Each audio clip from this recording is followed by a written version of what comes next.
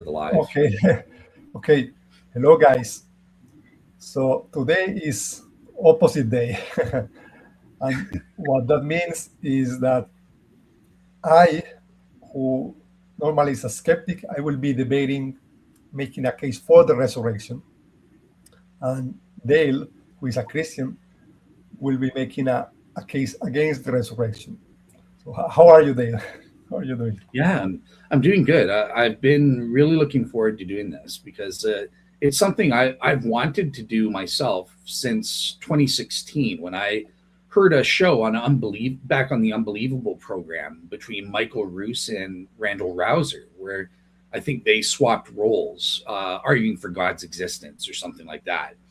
And I thought it was a great idea because it's a great exercise for understanding, putting yourself in the shoes of the other person, and being forced to try your best to steel man the other side. And obviously, that's gonna iron sharpens iron type deal. So, this is something I've wanted to do for a long time. But you're the first atheist who's actually agreed to, or skeptic who's agreed to do it. So that's great. Oh yeah, that's funny because I didn't tell you this when you told me, but a while ago, also, so like a few months ago, like several months ago, I was thinking of uh, ideas for videos, just random ideas for videos.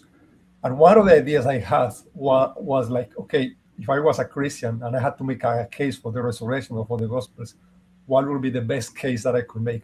And I actually thought, yeah, that's a cool video, and I wanted to do it. So now I get to like kill two birds with one stone. Yeah. Awesome, awesome. Yeah, yeah. You get to kill two Oh, I birds forgot with to one. ask. Yeah. Sorry. Do you have slides or something, or no? Just talking. I do. I think Oh, I think it would make more sense for you to start though, just because yeah, you're yeah, making but the affirmative sure. case. But Because yeah, yeah, yeah, because you can like upload them already while I yeah. Because sometimes gotcha. it takes a while, you Oh, know. you want me to upload? Okay. Yeah. Um,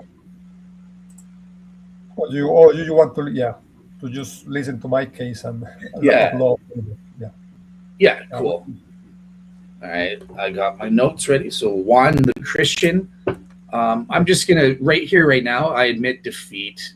The Christian side case is just too powerful. So. Oh no, that's cheating. Okay. Okay. All right. Okay. So okay. So there are four main ways to explain the Gospels, basically, or the entire, but it also include the letters of Paul, the entire body of documents that talk about Jesus of Nazareth and his resurrection. The first one, the most common one, is that these are just legends. The second one is that these are deliberate lies. The third one is that they were mistaken somehow. They made a mistake and ended up believing that Jesus rose from the dead. And the fourth one is that this is the truth, that Jesus actually rose from the dead. So I think if I can eliminate the first three options, well, then the alternative will be that Jesus rose from the dead, right? So, so why are the gospel reliable? One, the gospels don't look like legends usually do. You know, um, pretty much everyone. What I want to get at is that they have features that are not present in most normal legends. They are too early. They are too detailed. I'm gonna go deeper into that later. Also, where the line, no, pretty much everyone agrees that the disciples were lying in the sense of that they set up to deceive people on purpose. This is almost universally accepted by scholars. And nobody, and regarding being mistaken, I think nobody can end up being mistaken in that specific way, right? You just have to make like on the that you think that you saw him eating with you and there was a group of people and you touch him. That is not going to happen. So the gospel don't look like legends. Okay, they are too long. They include way too many small and specific details, which legends usually never do. and many scholars agree that they read like eyewitness testimony, right? So scholars agree that they belong to the genre of Greco-Roman biographies, right? This is from Licona. This is agreed on by scholars. Yeah, I wanted that. So confirmed details. Some details here are, for example, the Pool of Bethsaida, which is a site describing John. It was discovered by archaeology on the 19th century. The Gospel of John also has some small detail like the specific weight of spices used by burial, right? And there's one, for example, Mark 15, tells us about Simon, the guy who helped Jesus carry the cross. And he says, he was Simon, the father of Alexander and Rufus.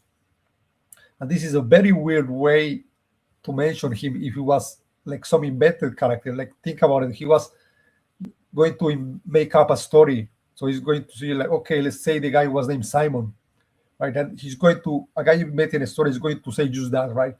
I don't think he's going to go and say, oh, yeah, and he was the father of Alexander and Rufus. This is like, because these are characters that don't appear in the text, like, later, like, they don't matter, right? It makes more sense if they were, like, actual people that maybe the community knew. And so he was talking about, like, okay, it was that Simon. This one is, I think, one of my favorites.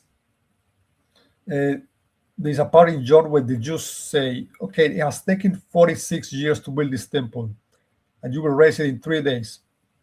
It turns out that when you look at what date this would have been, and then you go look at the records of when the temple was built, well, it turns out that it matches perfectly well. You know, what we know, the 46 years matches perfectly with what we know about when this was built. So it's a very good match, right? So he had to, like, have some very precise knowledge. If it was an invented thing, like he had to go and count or something. It's very weird and makes a lot of research and count, and it feels super weird. There are many others. For example, Colin Hemmer, in his book about Acts, provides 84 factual confirmations supporting the credibility of Acts. There are a ton of small details, like the proper term for magistrates, the specific term they use in this specific village or city or whatever. They like, and there are also some maritime stuff, like the tendency of how the winds tend to work in this particular island. You know, is the local information about the local people. No, there's a lot of it. These are just 5 examples, but there are 84, and some of these are like really specific. Like, it's very like hard to get them right. Like, the only way somebody will know so much about this is for them to had actually been on the trips with Paul, you know, and have witnessed all of this. Another big point is onomastic congruency. Basically, is this. So imagine you're inventing names in the general population had a certain statistical frequency, like the name John, maybe like 20% of people have that name. Okay, then is the name Richard, for example, let's say 15% of people have the name. Okay, then 5% have the name, I don't know, Jeff or whatever, right? But imagine you're inventing a story, right? And you're just going to make up names for the characters. Chances are very high that if you go and make the statistics for the name in your book, you're not going to get that right. You're not going to get your invented characters.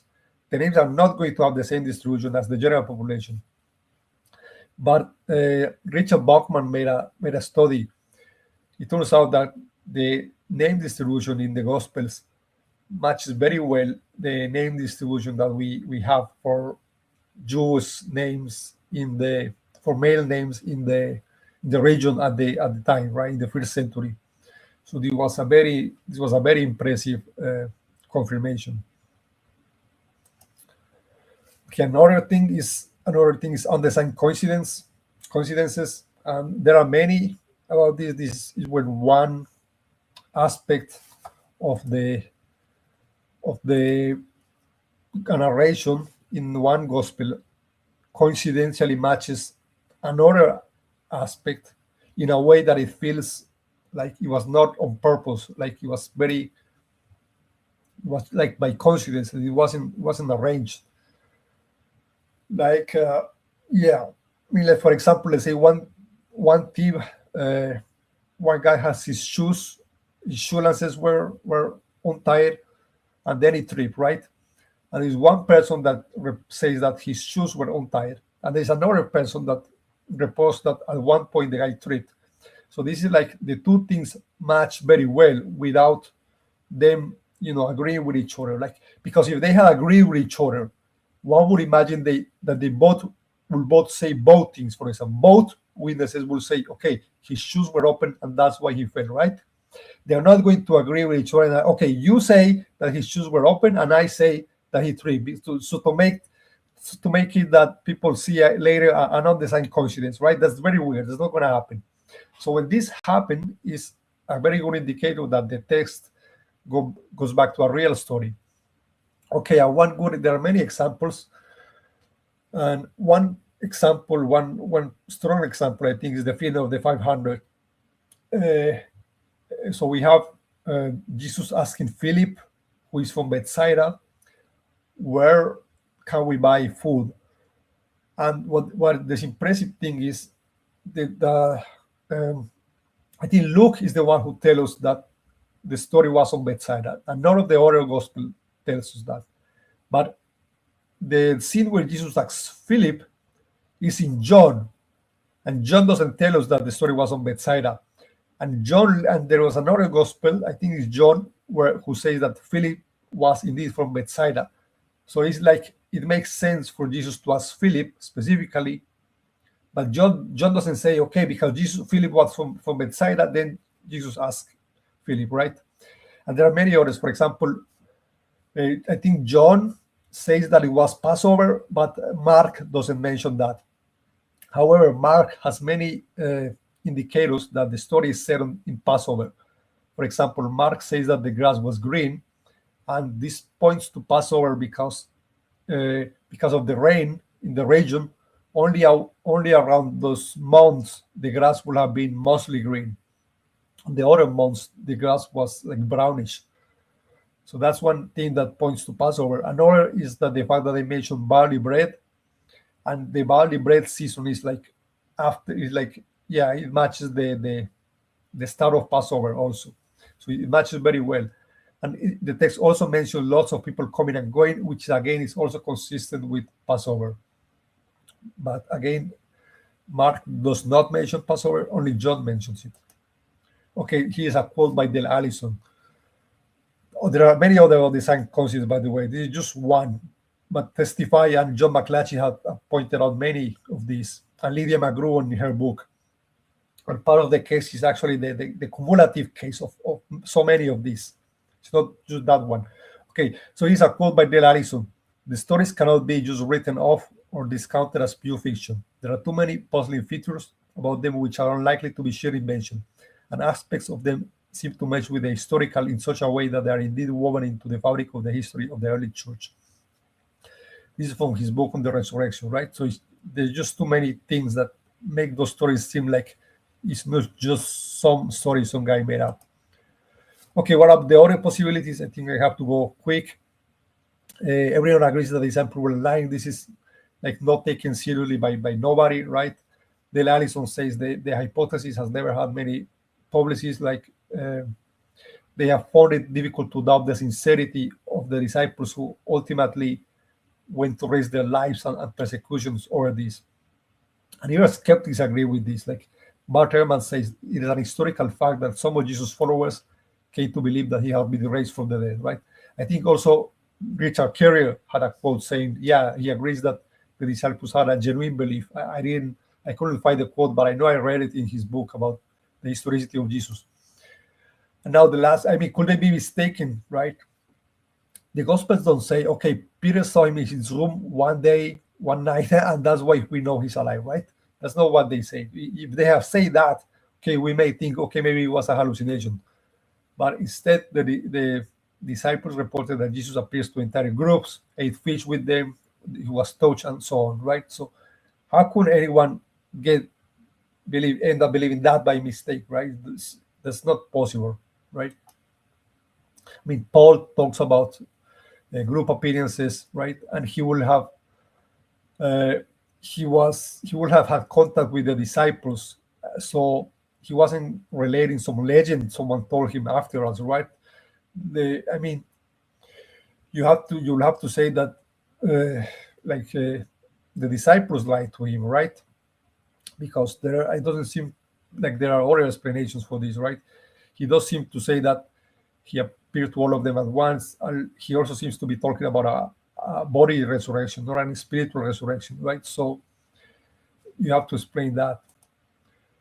And my last point is that the skeptic also need to explain the success of Christianity in the early first century. Like, how come a small and persecuted Jewish sect managed to become the number one religion in the empire, right? I mean, so imagine you are the skeptic. So you need one unlikely scenario to account for, okay, maybe there was some weird hallucinations or whatever.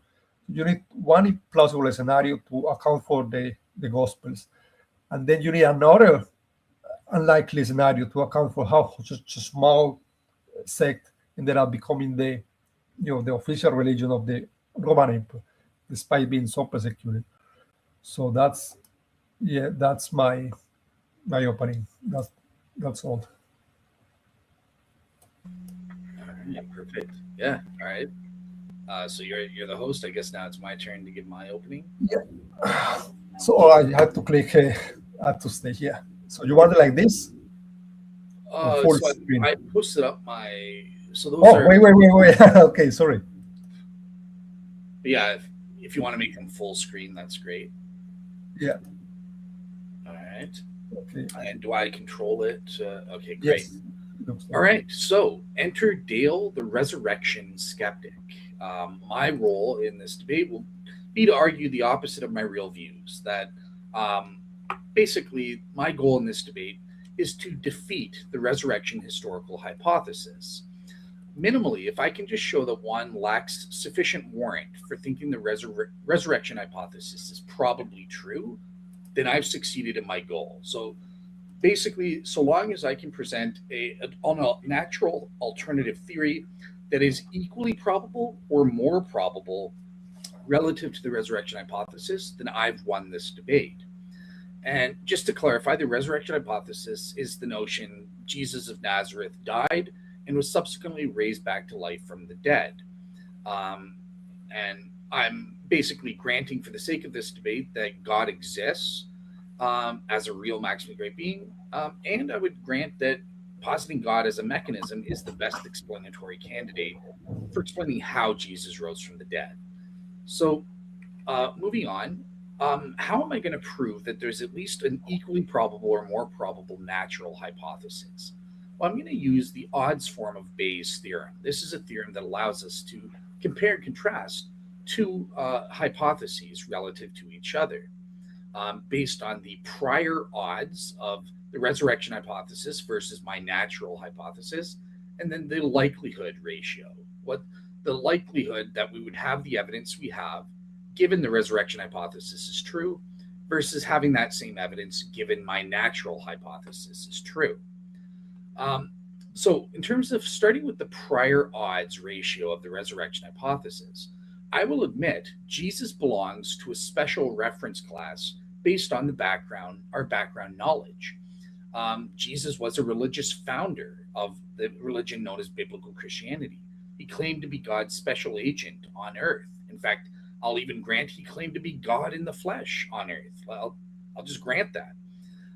And most importantly, he also predicted his death and subsequent miraculous vindication by God. So I'm not granting he predicted the resurrection, but he did predict a post-death miraculous vindication, which is consistent with a resurrection.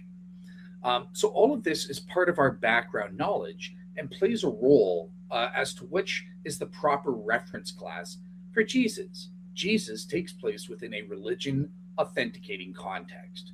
So I've really helped out Juan here in terms of the prior probability, arguing for the resurrection hypothesis. But even granting all this, I still argue the prior odds are very low for the resurrection hypothesis on two grounds. Argument number one, religion authenticating miracles.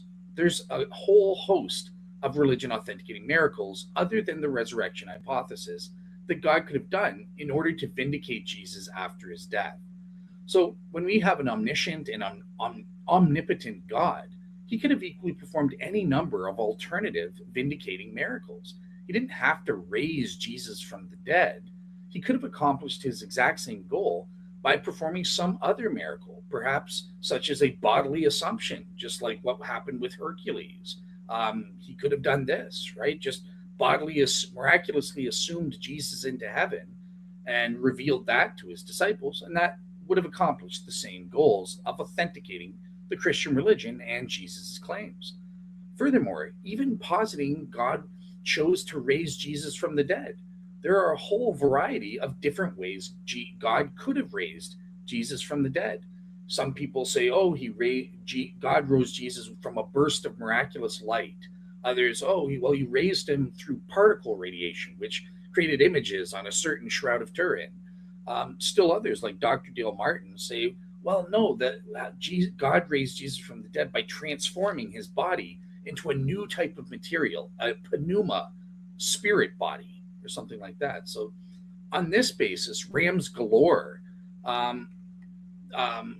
So before I get to that, number two, the second reason, to ram or not to ram. When it comes to religion authenticating miracles, we know that God, historically speaking, does not perform religion authenticating miracles in a way that is predictable for finite human beings. And again, by God, I'm assuming the Christian God here. Look, God, most of the time, when a religion authenticating context takes place, such as, for example, a missionary going overseas and wanting to set up an Elijah experiment, a test, a religious contest between a pagan god and and Jesus, if they demand, now give us a miraculous sign from heaven, let fire come down and consume the sacrifice to these pagan idols and stuff like that, yet we wait and God doesn't perform it. 8 to 9 times out of 10, God simply chooses to leave people to be convinced or not through other means, other than religion authenticating miracles, such as through the witness of the Holy Spirit or the preaching of the gospel or whatever have you. He doesn't perform religion authenticating miracles most of the time. So on that basis, I gave very generous odds here, but it's still remarkably low. So in terms of God having other options rather than for doing a miracle, he had a plethora of other miracles he could have done. I just said conservatively, let's say there's a 1 out of 1,000 chance that he would have performed the resurrection as he did historically for Jesus. Also, the prior odds as to whether God would perform a miracle or not, kind of thing. Just because there's a religion authenticating context present, as we said, I think there's lots of cases. There's a 1 out of 100 million chance that we would expect, prior to the evidence, expect God to perform a religion authenticating miracle in this case, when 9 times out of 10, he doesn't perform such. So this gives us total prior odds of 1 billionth of a percent. Extremely low odds. All right, what about the likelihood ratio? How does the resurrection hypothesis compare to my natural alternative resurrection hypothesis given the direct evidence? So we're looking at this aspect of the equation. Well, in terms of my evidential assessment, I'm going to look at 2 factors: the historical sources and facts, and the historical explanatory hypotheses. So how do they do? So in terms of historical sources, I think the most relevant historical sources relevant to the resurrection are the Gospels, 4 canonical Gospels, Acts of the Apostles, and the 7 authentic letters of Paul. And so I'm going to be granting these as the most reliable historical sources that we have. However, according to most biblical scholars and historians, the Gospels Mark, Luke, Matthew, and John are of the ancient Greco-Roman biography genre, and Acts is of ancient historiography. So I'm glad my Christian interlocutor Juan admits this in his own opening as well. Now, the problem here is that these genres allow for considerable flexibility in the reporting of historical facts related to their subjects, especially when it comes to secondary details, when we go beyond the main gist of the narrative. And this is not controversial. Even conservative evangelical biblical scholars like Drs. Michael Licona, Bill Craig, Craig Evans, and Craig Keener have admitted that the Gospel and Act authors frequently employed certain quote-unquote fictionalizing ancient literary devices and paraphrases when reporting secondary details and events. So this includes accounts of Jesus' crucifixion, empty tomb, and resurrection. So here's an example of the empty tomb where a fictionalized device is there. Many people have pointed out to the story of the guard in the Gospel of Matthew at the tomb. And this would prevent certain natural hypotheses, such as ruling out a stolen body. How could they steal a body if the guard was there and there was a seal on the tomb? However, most biblical scholars regard this entire narrative as pure legend, as pure fiction. It didn't happen historically. And who am I going to quote? Not an atheist, not some agnostic scholar. Christian scholar Dr. William Lane Craig himself says this: Matthew's story of the guard at the tomb is widely regarded as an apologetic legend. Although some of the reasons given in support of this judgment are not weighty, two are much more serious. One, the story is found only in Matthew, one source, and two, the story presupposes that the Jewish leaders somehow understood Jesus' predictions of his resurrection, while everyone else, including his disciples, were clueless buffoons. That's very implausible historically. Okay, what about the data in terms of the resurrection appearances?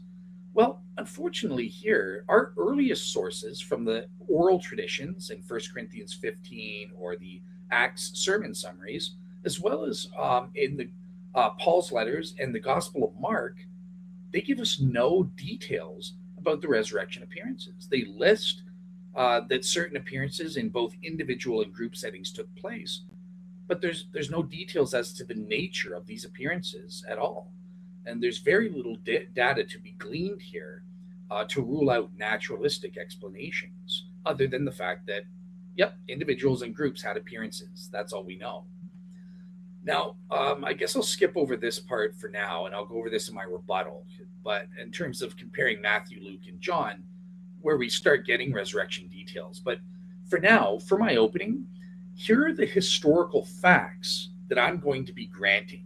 Very generous, I think, here. But on the basis of the sources and the historical criteria of authenticity, I'm willing to accept 10 historical facts. Number one, Jesus of Nazareth genuinely died after being scourged and crucified by Pontius Pilate. So the swoon theory is out. Two, Jesus of Nazareth was at least initially buried in the tomb of Joseph of Arimathea. Historical fact three, Jesus of Nazareth's corpse was missing from the tomb on Easter morning, Sunday morning, when the women came by. The empty tomb is a fact, kind of thing, right? So I'm being very generous here. Historical fact number four, Mary Magdalene and some other women followers claim to have experienced what they sincerely believed to be the first resurrection appearance of Jesus, though he wasn't recognizable as such right away. Historical fact number five, Peter claimed to have individually experienced a close-up and recognizable resurrection appearance before any of the other male disciples. Fact number six, the members of the 12 claim to have experienced what most, if not all, of them sincerely believed was a resurrection appearance of Jesus. Number seven, the lives of the 12 were radically transformed thereafter, meaning none of the members outside of Judas Iscariot ever recanted or left the Christian movement for at least the first 10 years. Historical fact number eight, at some point, 500 brethren claim to have seen a resurrection appearance of Jesus in an unspecified form at an unspecified time.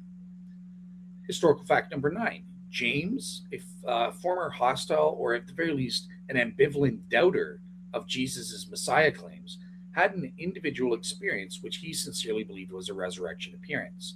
And this took place early on before Pentecost. Finally, historical fact number 10. Saul, a zealous Pharisaic scholar and loyal persecutor of the early church, so he was experiencing no cognitive dissonance or anything like that, has an experience on the road to Damascus that he believed was a vision representing a resurrection appearance of Jesus. And this is the last of the resurrection appearances. Again, his appearance was unspecified, but it took place about 2 to 3 years after Jesus' death and claimed ascension into heaven.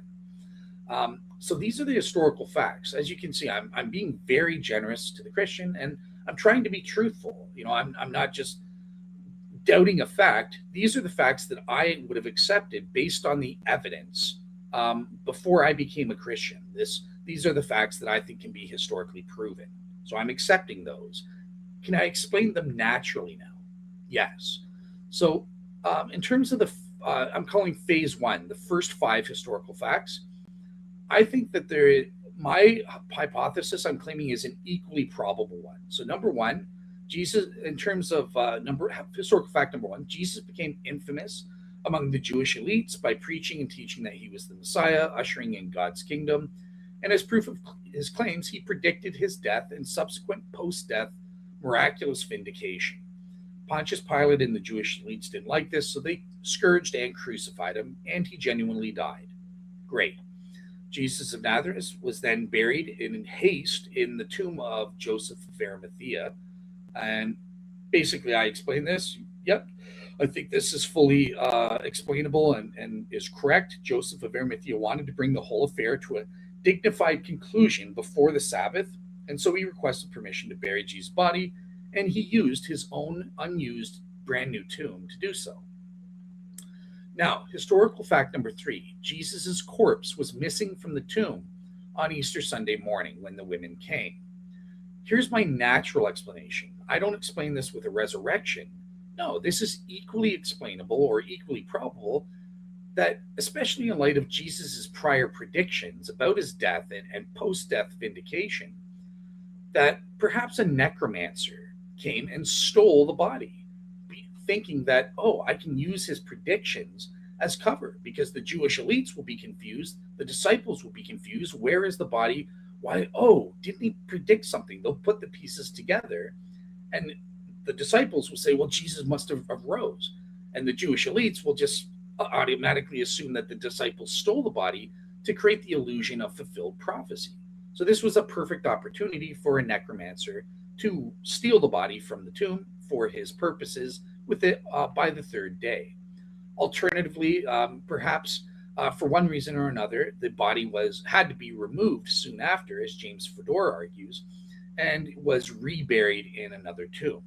So those are my natural hypotheses, and I think that this is an equally probable explanation to positing the resurrection and explaining the empty tomb as a fact. Okay, so basically panicked at the sight of the empty tomb when the women saw it on Easter Sunday, they ran back to tell Peter and the other male disciples about the empty tomb. And while this was happening, Mary was crying intensely about the missing body. She held back from the other women for a few more minutes to talk to one of the gardeners that they saw in the field, in the graveyard. And she asked the gardener, where have you taken the body? He says what he says in the Gospels. He says, I haven't taken him. I don't know. And so, she runs back, catches up with the other women to tell the men about the empty tomb. Next, Peter, the Apostle Peter, having heard of the empty tomb and discovering the empty tomb for himself, he becomes distraught and filled with grief. And this produces a post-bereavement grief-induced hallucination on his part of Jesus Christ. And this is what convinces him Jesus must have risen from the dead. He put the pieces together in light of the empty tomb plus his individual hallucination, which he thought was a real appearance.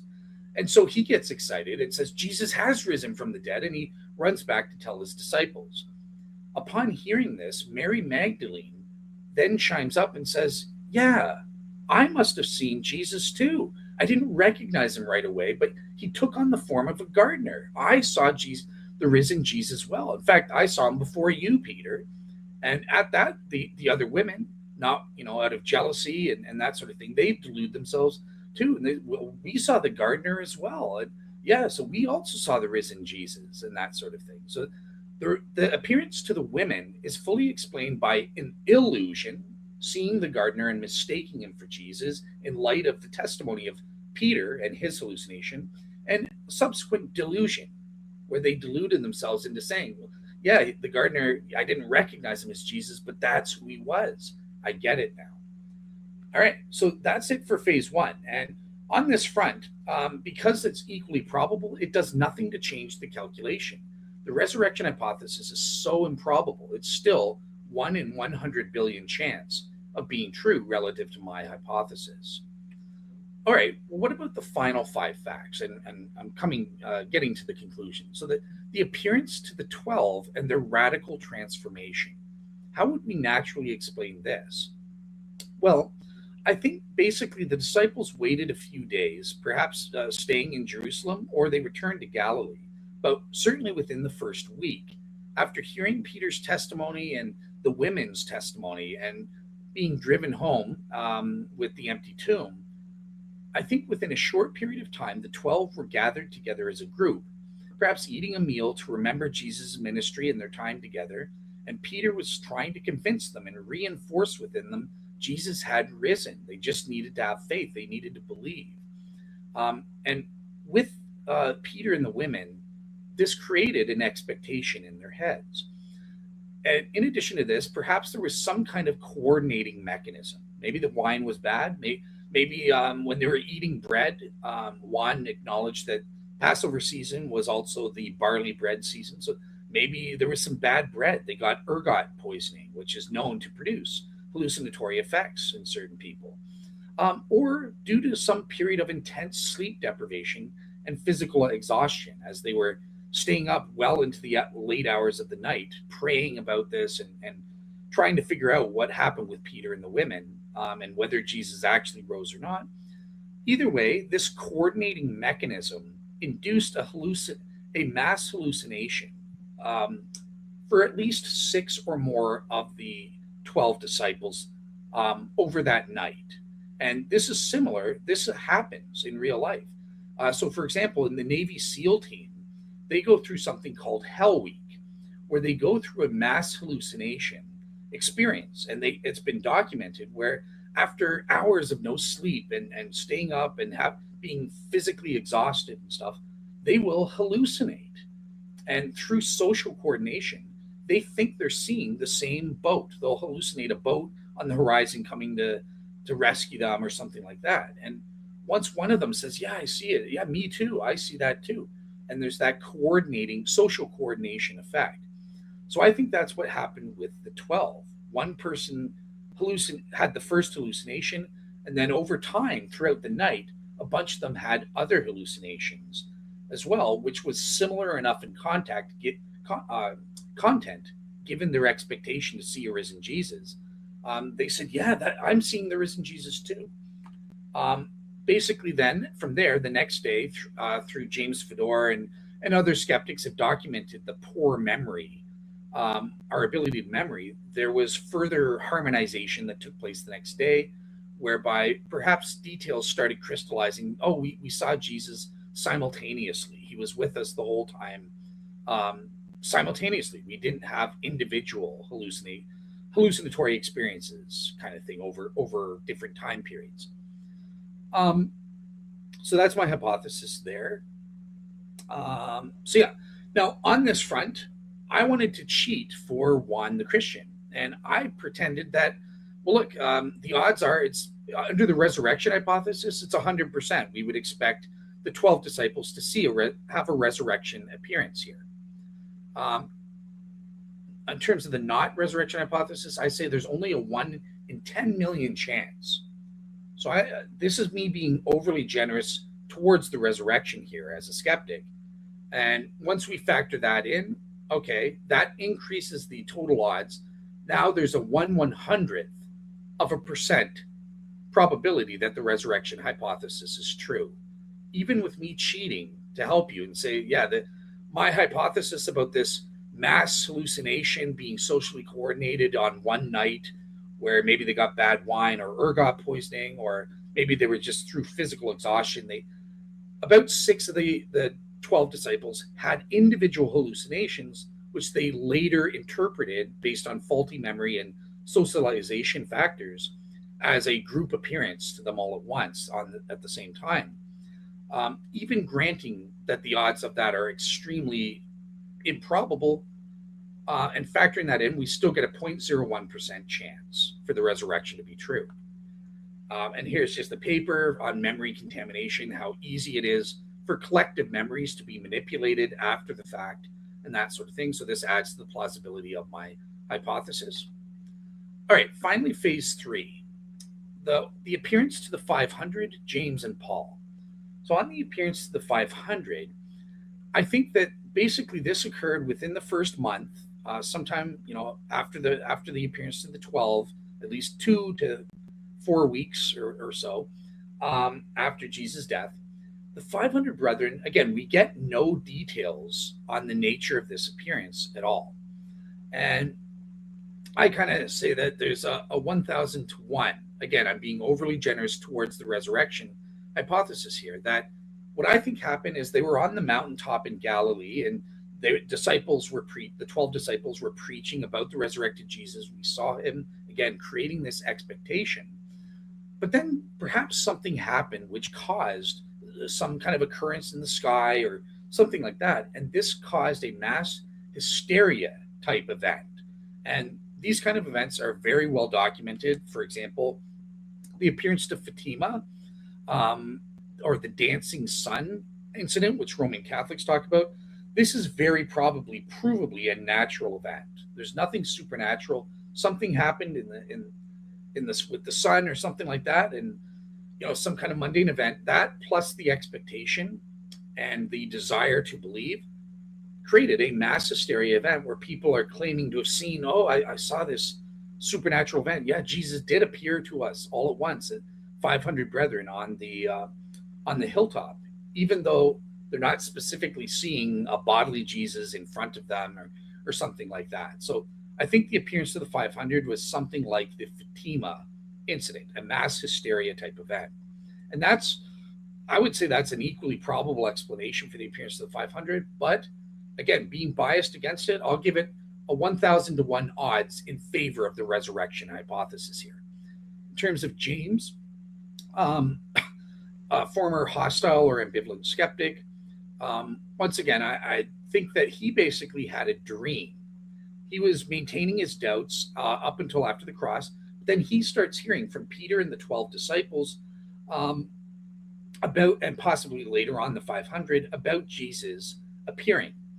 And this, combined with his grief for rejecting his own brother, even up to the point where he died on the cross, I think led James to have a dream, which he interpreted as a resurrection appearance. And we know that dreams were really important for the family of James because Joseph had dreams with Jesus' birth that he thought signified messages or revelation from God. So it kind of ran in the family. So I think Joseph had a dream. He interpreted this as a resurrection appearance to go, yes, I'm wrong. And he joined the movement very early on and convinced his other brothers and siblings to join him as well. So that's the explanation there. And I give it, again, 0.95 to 0.4 in favor of the resurrection. So the odds about 2.5 to 1 in favor of the resurrection hypothesis. So I'm cheating for the Christian here, and we're still going to see it's not enough. And here are some other events that are similar to Our Lady of Fatima. Finally, Saul, or Paul of Tarsus. So the only fact we have with him, we have nothing about the nature of his appearance, but we know that he had a resurrection appearance. And I just say, basically, I think he had an individual hallucination. And his hallucination was induced through physical exhaustion, dehydration, And basically, he had a sunstroke. On the road to Damascus, he was rushing to persecute the Christians, and he had a midbrain sunstroke that created a hallucination that he believed was Jesus. It was both multimodal. I think it was visual and audio. And he believed that was Jesus. And from there, he converted. Okay, if you really did rise from the dead, everything I knew is wrong.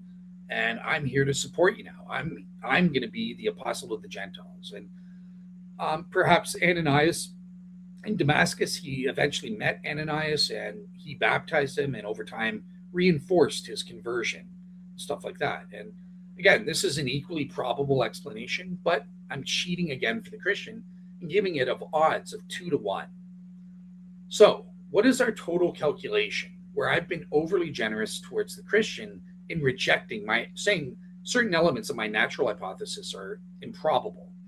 Well, we basically get to 47.5% probability in favor of the resurrection hypothesis, meaning my hypothesis has a 52.5%. And remember at the beginning, my goal is to show that there is at least one or more natural hypotheses that are equally probable to or more probable relative to the resurrection hypothesis. If I've done that, I've succeeded. And I think even cheating for the Christian, I can show I've already succeeded. There is a more probable natural hypothesis. Therefore you've been defeated, and that's it. Hope I wasn't too long there. Yeah, that was great. That was really good. That was a great naturalistic hypothesis. I was very impressed. I could even use that as a. I made sure to be truthful, because some Christians were kind of saying like, oh, you can make up anything. So I wasn't just playing a game. Like when I accepted those historical facts, like those are the facts that I think are provably true. So I had to work with, okay, I have to explain those facts, kind of thing. So yeah. Yeah, that's pretty good. The part, what I like, the one I like. Yeah, the one that I like, it was when you said that Jesus goes, the women go to the top and they see a gardener, and then they think, oh, I bet the gardener was Jesus. That was cool. Yeah, I think nobody has proposed that, and it sounds kind of okay, like possible, and it sounds good. Yeah, because once it was in light of it, there's that dependence factor. See, I forget who the skeptic is, Ragnar. I do know dependence and independent thing, but yeah, Peter, basically they only recognized that in light of, number one, the empty tomb, but also Peter having his individual experience and telling them Jesus risen. Then they go, the gardener, he must have been Jesus. But yeah, anyways, I think you're supposed to be rebutting my foolishness. That's right. Okay. So a couple of things. I don't know how much time do I have. Do you remember? I forgot. Like 10 minutes? I think aim for around 10 minutes. But again, if you go over or under, we'll be flexible. But aim for about 10 minutes or less. So first of all, so you think that the odds are 47 to 52, right? So that's what I calculated. Even cheating for you, my natural hypothesis is 52%. Resurrection is 47. Hold on, I think I'm supposed to just talk here instead of asking questions. Yeah, okay. So 47 and 52. So that means almost any little thing that adds to my case could get to the point of pushing it over the edge, because I only need a few to add a little bit to show that it's a little bit more plausible than you think, and then I go over the edge, right? So I don't have to do much. So maybe when you add other information, like what are the odds that Christianity will succeed when it was so unlikely that it did normally, right? That's not there at all. The success of early Christianity. If you add what is the factor for that? Maybe if you add that one, maybe it manages to push it over the edge. Also, what are the probability that these narrations will have stuff like undefined coincidences or onomastic congruency, or so many confirmed details, right? On the hypothesis that these things were invented versus the hypothesis that these were narrating real events. Maybe the factor there is also so good that it manages to add just a little bit, right? Because if you are 47, 52, I don't need to add a little bit, really. I mean, you say you're being generous, right? So, I mean, I guess in reality, maybe I do need to add more, right? Because you say, like, yeah. But okay, prior probabilities. I think this is really important. Okay, what's the prior probability of God want Jesus raising from the dead? Like God wanted to raise Jesus from the dead. I think the actual number is inscrutable. Like nobody can know, right? But there is something that, okay, about you say, okay, but God could have done any number of possible miracles. So if we don't know, the probabilities have to be divided equally among those possible miracles, and then you get a really small prize because you only that's like one among the possible miracles. Honestly, I think, and this I'm being serious here, like it's not just my Christian hat. I think there is a mistake there, a statistical mistake there, and I'm gonna give you an analogy. Let's say we have evidence that a man shot another person, and unalive him, and the police are analyzing the murder, for example, and they saw that the bullet went like this, right? Now imagine someone says, okay, wait, what is the prior probability that the bullet will go specifically like this, on this millimeter, when it could have gone on this millimeter, it could have gone on this other millimeter. Oh wait, so the prior probability of the bullet specifically going this is really low. So the prior probability of the event is super low. So you need super high evidence. Okay, I think there is something about that is making a mistake statistically. I'm not sure how to explain it, but I think it's something based on anthropics or statistic, where it's not like the prior, or what the odds that this event will happen at this day, at this time, instead of any other day. Obviously, if you consider it in this way, everything was like super improbable, right? I think this is some kind of statistical mistake there. I don't think like this works, to be honest. I don't think you're supposed to analyze things like that. I think you have to analyze probability like relative to all the other events. Like in a way, it's not like absolute probabilities, but it becomes like relative probabilities. And it's also the fact that, if the bullet had been in any other place, you will still have the fact that the person was unalived. So if God had done any other miracle, you will still be getting the vindication. So I'm not sure that's relevant. I don't know. I think there is something about the statistic that is not being done correctly. Also, what about the fact that 1 out of 10 times this religious vindicating miracle, I mean 8 or 9 times this is something like the witness of the Holy Spirit, of the preaching of the disciples, right? That's what God uses to convince people. Okay, but the preaching of the disciples can only occur when there is something to preach, right? some event, something has to be preached. What are they going to preach? Well, whatever happened. What is the important event? And the theologically important event here is God has sent a Messiah as to save humanity for the sin, and as to vindicate humanity.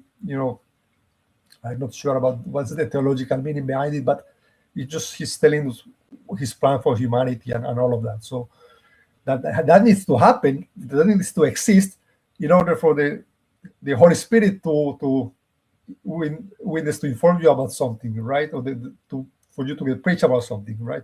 There needs to be the something. So, right. Okay, now we go to the Gospels. Now, you say like Mailikona, and many scholars agree that there are stuff like devices and paraphrasing and stuff like that.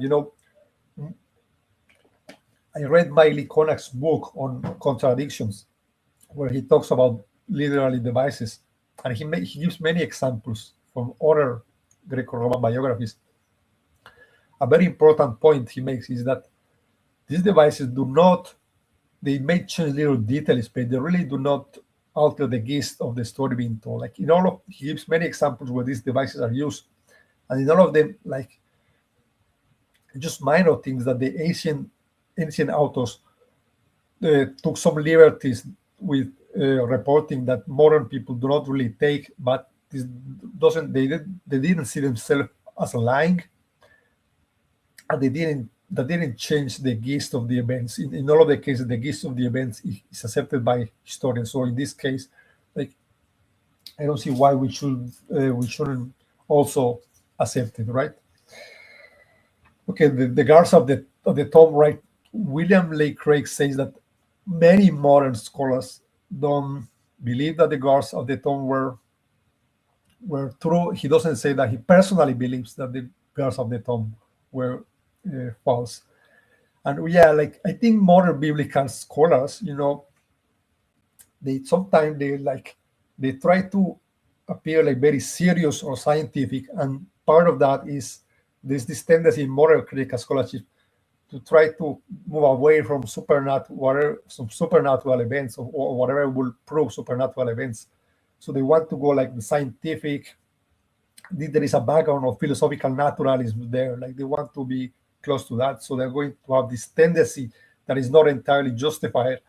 And I think one example is why do most scholars date Mark to the year 70. And if you actually look at it, the real reason they do this is, because the prophecy where it is not possible that Jesus made a true prediction about the future. Okay, that's their reason. That's literally the reason they give.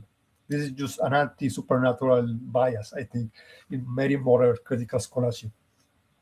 So what reasons do we have for believing that this is a apologetic addition? Well, because the other gospels don't mention it, but this is just an argument from silence. And there are many things, there are many times that where a writer does not mention something, but it doesn't mean that the event didn't happen. Like Tim McGrew has a lot of examples of this. I think, like Ulysses Grant didn't mention, what was it? The Carta Magna, I don't remember, or the Declaration of the abolition of slavery. I don't remember at this point, but I know that Testify and John McClatchy and Tim McGrew, they have many examples of important events that which have a surprising absence from later reports, right? So arguments of silence, we have to be careful with that. They don't generally, they don't have a lot of force, I think. What was the other argument? How come the Jewish leaders seem to have understood that Jesus will resurrect when the disciples didn't? Well, I think the disciples saw his Jesus and believed he was the Messiah and he will triumph. So they didn't expect him to die. For them to believe, okay, Jesus is going to die, it's like, no, you're not going to die, right? You're going to triumph. But the leaders who didn't believe he was the Messiah, they did expect him to die. So that's why it looks like they believed him when the disciples didn't. So, okay, what about Mark not having appearances of Jesus? I mean, some people have posited that Mark may have a lost ending, actually, that maybe Mark didn't end at this point, and maybe they say there is an argument about, they say that the Greek sentence at the end, it ends in a weird way. And it's also weird how will Mark, because Mark clearly implies the appearances, right? And he says that the German women didn't, like, why wouldn't he narrate them? Maybe, but Mark does imply them. It's not like Mark doesn't know about that, right? But they're kind of are in Mark. Okay, what else? Okay, a necromancer may have stolen Jesus' body. Like, a priori, what are the odds of that? I'm not going to say that the guards will have stopped him, because, okay, let's grant that many scholars don't grant the guards, right? But what are so Jesus predicts that he's going to rise from the dead, and then somebody just happens to steal his body to make it, which make it seem as if he rose from the dead. Okay, what are the odds of that? It's at some point, like, really, it's like a priori, it's an implausible situation. So, yeah. Okay, the most important thing is, I'm gonna leave the most important one for the end. So, maybe those 500, was it a Fatima-like appearance? First of all, those people gathered at Fatima, because the girl literally told them that a miracle was going to happen. They were super expecting that. I mean, were those other 500 people expecting that, like, exactly, and like, we're going to gather because Jesus is going to come today? I don't think so. I think this was probably after the ascension. So maybe at that point they would have told them, okay, Jesus already ascended to heaven. So they weren't, I'm not sure they were expecting that, unless this happened between the 40 days before Jesus ascended. I don't know, right? I don't know when. I think there is no data about that. But here's the thing. What happened in Fatima is people started looking at the sun, and then what they see is colors, weird shapes, maybe the sun dancing. Okay, that's, you can kind of, if I stare at this light and hold my head, you can kind of see that light and stuff. But are you really going to see Jesus? I don't think you are. And another point about this is that when Paul relays this story, he tells, like, yeah, and even some of the people are still alive. And this is a detail that you add, like, when you know, like, yeah, and these people saying this, and these are real, and you can ask people, right? It's not when you're like, this is an invented story. Well, else, I mean, did Luke lie about Paul? About Paul's blindness? I mean, was Luke adding lies to the two acts? Well, I want to ask you later. Do you think Luke was a travel companion? I will just ask you in the open discussion. Was Luke a travel companion of Paul? Would you grant that?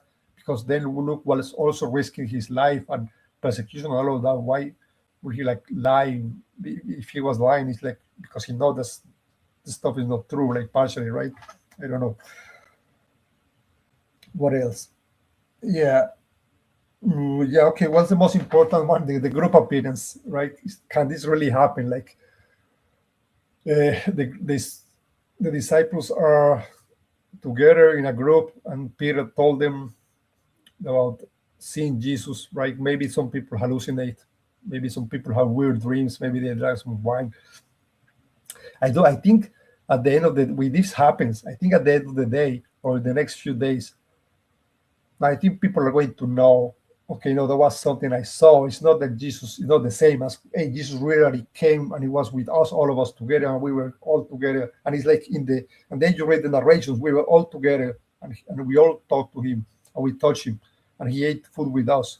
And I think with your half asleep with the other guys, and some people see, like, oh, maybe I see him in a dream. I think it's just not exactly the same. I think that's going to wear off. I think in a few days you're going to reflect and think about it. No, that was just some bad dreams. That's just some bad bread or whatever. I'm not going to risk my life or that, right? I think that's what's going to happen here. I think that's all for my rebuttal. Okay. All right. So, unfortunately, my notes I've got, like, I'm writing on a stupid paper with writing on it. So, like, it's going to be hard. I hope I can follow and remember everything. So let me start with your opening and that sort of thing. And okay, so there wasn't. What did I get? Okay, so I find it interesting. So your case kind of relies on taking the Dr. Lydia McGrew, Jonathan McLadsey reportage type model for the Gospels, but at the same time, you do admit that the Gospels genre is the historical genre known as ancient Greco-Roman biography. And if I can show my slides, if you want to bring that up again.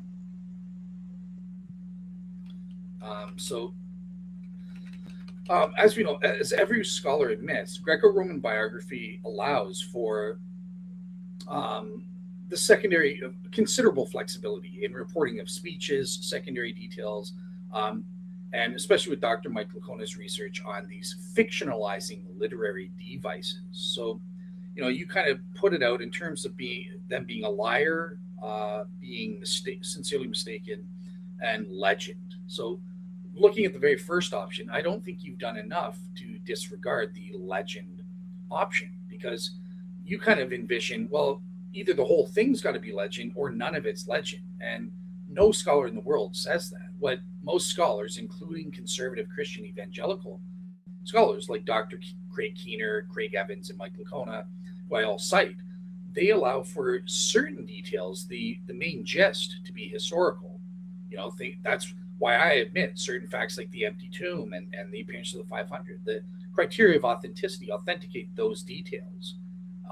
But in terms of the secondary details, such as things, if we look at the Gospels, like the guard at the tomb, but even looking at the resurrection appearances, we don't start getting details until the later documents. Things like, you appeal to things like eating, touching, some details that speak against hallucination, because these would need to be multimodal. But these aspects are totally legendary. They don't require a natural explanation outside of legend, and even conservative Christian scholars will admit to this, right? So sure, you appeal to a lot of undesigned coincidences and certain details like the city or who was running the city at the time, and you say they get these right. I grant all of that. I grant all of these arguments, but it still doesn't matter, because you need to prove the specific details about the you can keep going. I need to get something. 1 second. You can keep talking. I will be listening. Okay. So you need to prove that the secondary details, such as eating or touching, whatever you're using, are actually true to make your argument stick. I don't care that Luke got something right about the city or something like that. So what do we know when it comes to the secondary details of the resurrection appearances? We actually have proof that the Gospels got those details wrong or misreported them. So, for example, when we compare the appearance to Mary Magdalene and the women, there are certain contradictions, such as the location of the resurrection appearance. Did it happen to Mary Magdalene by herself, as John says? Did it happen to the group, as Matthew says in chapter 28? When they were running back, Jesus appears on the road. Whereas in John, Jesus appears to Mary alone in the tomb. So the location, obviously the gospel writers felt flexible enough to make that up to suit their own purposes. That didn't matter. What about, can we touch Jesus? There's something relevant to the modality of the appearance. Well, one gospel says, yep, we can touch him. We held onto his feet and we worshiped him, and all was great, grand, and groovy. The Gospel of John says, don't touch me. You can't, not until I ascend, kind of thing. So did they touch him or did they not? We don't know. The Gospels contradict each other. So you can't rely on that as a detail. And I would argue it's similar for things like eating and stuff like that. Or did he appear and disappear through closed doors? We don't really know. Like, the Gospels have differences on that front. What else? Also, there is this controversy between did he actually appear, how many angels and stuff like that were there. So basically my point here is that when it comes to the appearance of Mary, there's differences on the secondary details, ones that are relevant to your argument. The individual appearance to Peter, admittedly, we only have one source, and it just lists the appearance. We have no details other than this was the first. Peter saw it before any of the other male disciples did. The appearance of the 12. Oh my goodness. We've got a lot of things. Number one, the location. Where was the first appearance? Matthew makes it clear, as Dr. Mike Lacona quotes, it happened in Galilee. When the angel says, there you will see Jesus in Galilee, the Greek word there, means that will be the first time you see him.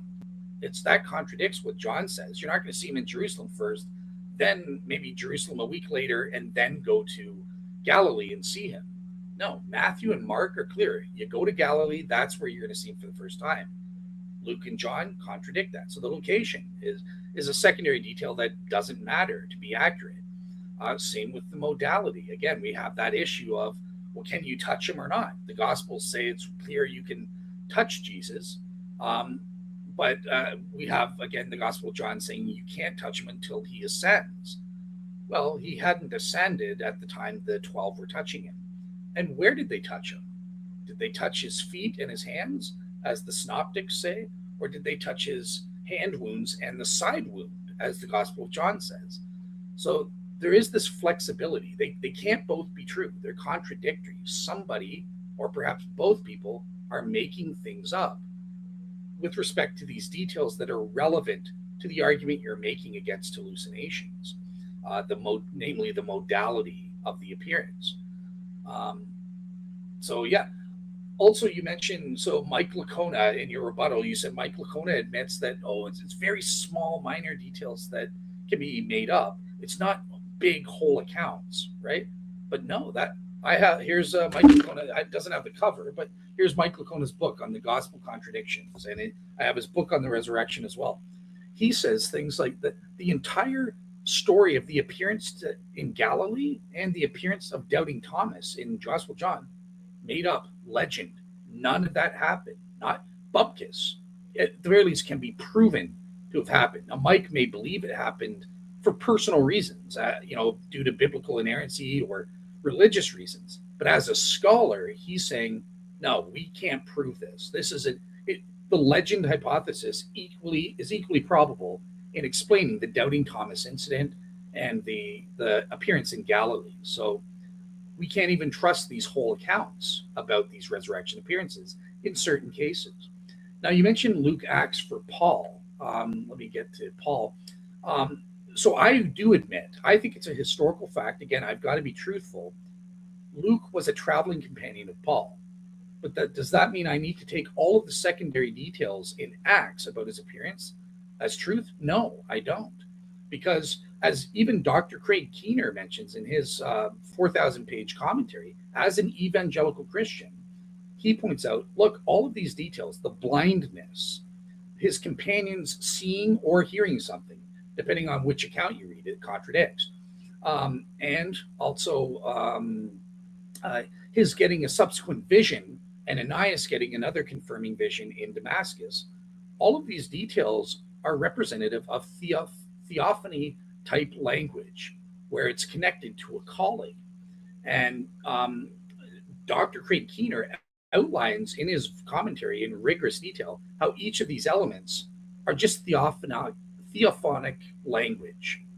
It's legend. It didn't really happen if we travel back in time. These are stories about converting based on Old Testament calling or conversion stories. He calls them calling because it wasn't really a conversion. Christianity wasn't a separate religion at that time, but it's these calling narratives, and we get these in the Old Testament and the Second Temple literature, where you can even list out the parallels, where Paul's appearance is compared by Craig Keener to, I think, the story in Joseph and Asenath, for example.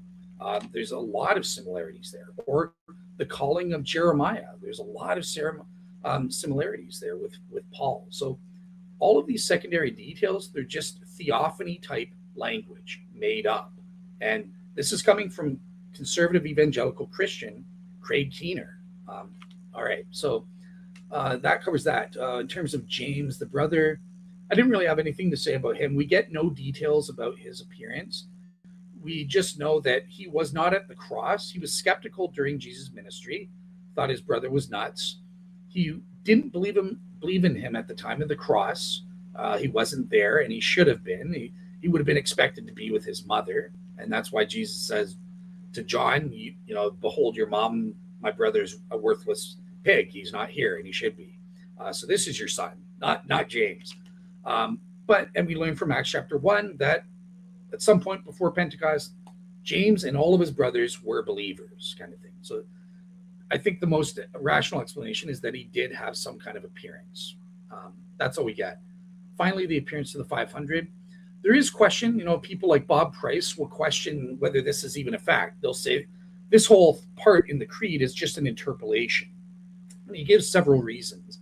However, most biblical scholars say this is a joke and it's not an interpolation. I've even quoted beloved Bart Ehrman here saying, no, I don't know of a single piece of evidence saying that the appearance of the 500 is an interpolation. So that is part of the original creed. That's part of the reason why I accept this as a historical fact, because Dr. Bart Ehrman and pretty much all biblical scholars disagree with the later interpolation aspect. But on the appearance of the 500, again, we don't have any details. I will just say this that's relevant to your rebuttal one.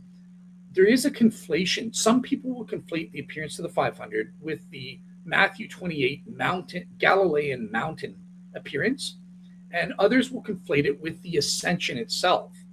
And I'm kind of going, I think there was a confusion where they mixed up the ascension as this appearance to the 500. And that's why it's different in character. Jesus is not appearing to them on the ground. It's similar to the Fatima, where they see a dancing sun or something like that. They see some kind of heavenly sign when in conjunction with the expectation of Peter's preaching about how Jesus had appeared to them and stuff like that, and had ascended to heaven and stuff like that. That conspired together. Something happened, and that created this mass hysteria thing. So basically, there is a conflation going on here that's equally probable, and according to scholars, where maybe the ascension is the appearance of the 500, and or it's combined. They just got separated in time, or misunderstood, or something like that due to faulty memory. All right. Yeah, I think that covers it in terms of the Gospels. Okay, so the prior probabilities. So you mentioned that you think the priors are inscrutable, but that's not necessarily the case, because I give very conservative estimates. I think we could argue, look, an omnipotent God, if he's got this goal, which in this debate we're assuming is to authenticate Jesus' claims to being the Messiah, that's the goal. I'm just saying very conservatively, well, there's at least 1,000 other ways God could have done that other than raising Jesus from the dead. And that would work even, you mentioned in terms of my second argument that, well, look, you've got to have something to preach first, and that needs to be established by miracles first. Then you can rely on the Holy Spirit. Well, no, Jesus had already been preaching and doing miracles to affirm his thing long before he died. So I think at that point, if he died and then was ascended into heaven or something like that, the Holy Spirit, or even rose from the dead, the Holy Spirit would be perfectly able to confirm that in Peter and stuff like that. I mean, the witness of the Holy Spirit, according to the Christian worldview, is the strongest evidence. It's according to John, it's even stronger than having empirical evidence. That's why doubting Thomas, it's better to believe without even needing to see, because that means the Holy Spirit is working much stronger within you to produce that properly basic belief. So I don't buy your rebuttal that, no, well, you need the objective empirical evidence first, and then only then the Holy Spirit can confirm it. I don't think that works, especially since the preaching had already been there prior to Jesus' death. There's one last. Necromancer. So in terms of a necromancer, you're saying that the odds are very low, that based on the timing.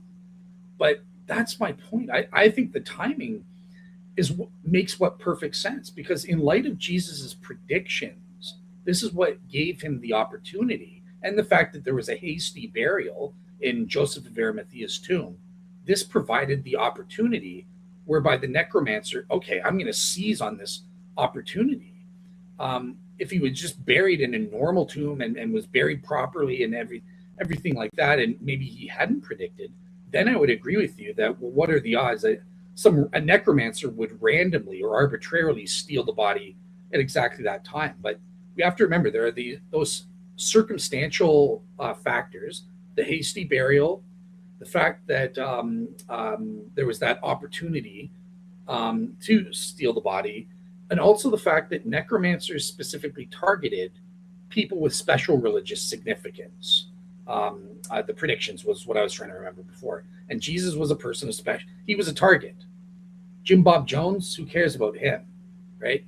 The necromancers target Jesus because this is a dang special religious leader. He's the kind of body we want to steal. So those three factors, the predictions, the special nature of Jesus, and the third thing that I'm forgetting. But yeah, that's it in terms of my rebuttal. I'll shut up there. I think I covered everything. So yeah. Okay, great. Let me first of all, let's just one quick questions. Can you see the comments of people from StreamYard? Because I can't. It's saying this stream is to a custom destination, so I'm not able to see the comments. Okay, because I see YouTube. You can there are raise some. them on the screen. Huh? Yeah, I don't know how. That's really sad, because I see in YouTube I have the the part in YouTube open, and there are a few. We actually have some people. We have Kejek and we have 21st Century Apologetics. They have some interesting questions, and that's so sad. So put your mouse over one of those comments. Like, don't click anything. I cannot. In YouTube, in StreamYard, I cannot see them. I see them in YouTube. I see them when I go to the YouTube tab. I have to go to the YouTube tab, but I don't see them here in StreamYard. Oh, okay. So it's saying this stream is to a custom destination. So I have no idea what you've done or why. Yeah. I made it a custom destination because I couldn't make the normal YouTube connection work. I think maybe that's why that happens. Okay, whatever. Okay, but yeah, if the audience has questions, you can go ahead and ask. Okay. It says when streaming to a custom destination, the stranger won't be able to show viewer comments. Okay, I think that's why. Yeah, never mind. Yeah. Okay. Yep. So what's if you just want to read it or something. Yeah. Okay. No, anyway, let's see. Okay, Del, just ask me something. Tell me, do you have any other example in history of a necromancer stealing the body of a person of religious significance, like the body of a religious figure, or some church reporting that the body of a saint got stolen? Do you have any other example of this? Because you say this is what's like super common or something. Well, freaking Vikings, for example, would purposefully steal the bones of saints and relics and stuff like that, specifically for that purpose, because they knew it would create a devastating loss. There was, this was a common thing in ancient warfare and stuff like that. You would take, especially once Christianity got going. I mean, the 6th century King Khosrow II. This is the reason with the Shroud of Turin. Once he took over and destroyed the city of Antioch and/or Edessa later on, they would hide things to protect it, hide these relics because people wanted to steal it. So there's countless examples. Now, an example of a necromancer, I don't have a specific one, but again, this suggestion is coming from Dr. Dale Allison, a world's expert, who says that he specifically says this, that they would target those types of people. That's who they wanted to do their spell. They didn't just want any old body of Jim Bob Jones necessarily. If I could get a religious prophet to experiment on, geez, I'm going to do that. Okay, sure. But you say that like they took advantage of this prediction, like because to steal the body. I mean, how's that supposedly going to work? I'm not sure I get. I get what you say, that why they will target him. Okay, I grant you that, but what do you mean that they took advantage of this prediction, of the confusion? So you think normally, I mean, I'm not sure if I'm getting this. Like normally, they would have stolen the body. They wouldn't have not stolen the body of that guy. But when this guy predicts his resurrection, now they can steal it easier. Why is that? Because I think it provided a better opportunity for success, right? Because basically the necromancer, after hearing Jesus' predictions, and okay, it's a hasty burial and stuff like that, he knows, okay, once I take the body, this is gonna create a unique opportunity for confusion. The disciples are gonna be, suspicious what happened to the body, and maybe they'll put the pieces together and he rose from the dead or something like that, because he predicted it, right? And the Jewish authorities would have realized he predicted his resurrection, and they would say, oh, well, the disciples obviously stole the body to make the appearance of fulfilled prediction. So I think he sees, they're not going to be thinking grave robbers. They're going to be blaming each other, and that all going to take advantage of that. Okay, I see now what you mean. But I mean, the disciples will notice that he doesn't show up at some point, right? But okay, maybe they will believe. I mean, from the perspective of the great robber, maybe they will believe he's in heaven, resurrected, right, or something like that. Okay, sure, that's fine. But let me ask you this: like, you say that these appearances were added later. This is one point you made. Like, we don't have the remark, and they get added later, right? In the later Gospels, the appearances of Jesus. But there is one big problem with you theories. Paul has the appearance of the 12 in 1 Corinthians 15, which is super early, and Paul is already saying Jesus appeared to the group. So it's not a story that got added many decades later. Paul, I mean, it was at least added But people say that, by the way, people say that this creed goes back to like a few years after the resurrection. That's many people, including like many secular scholars, I think.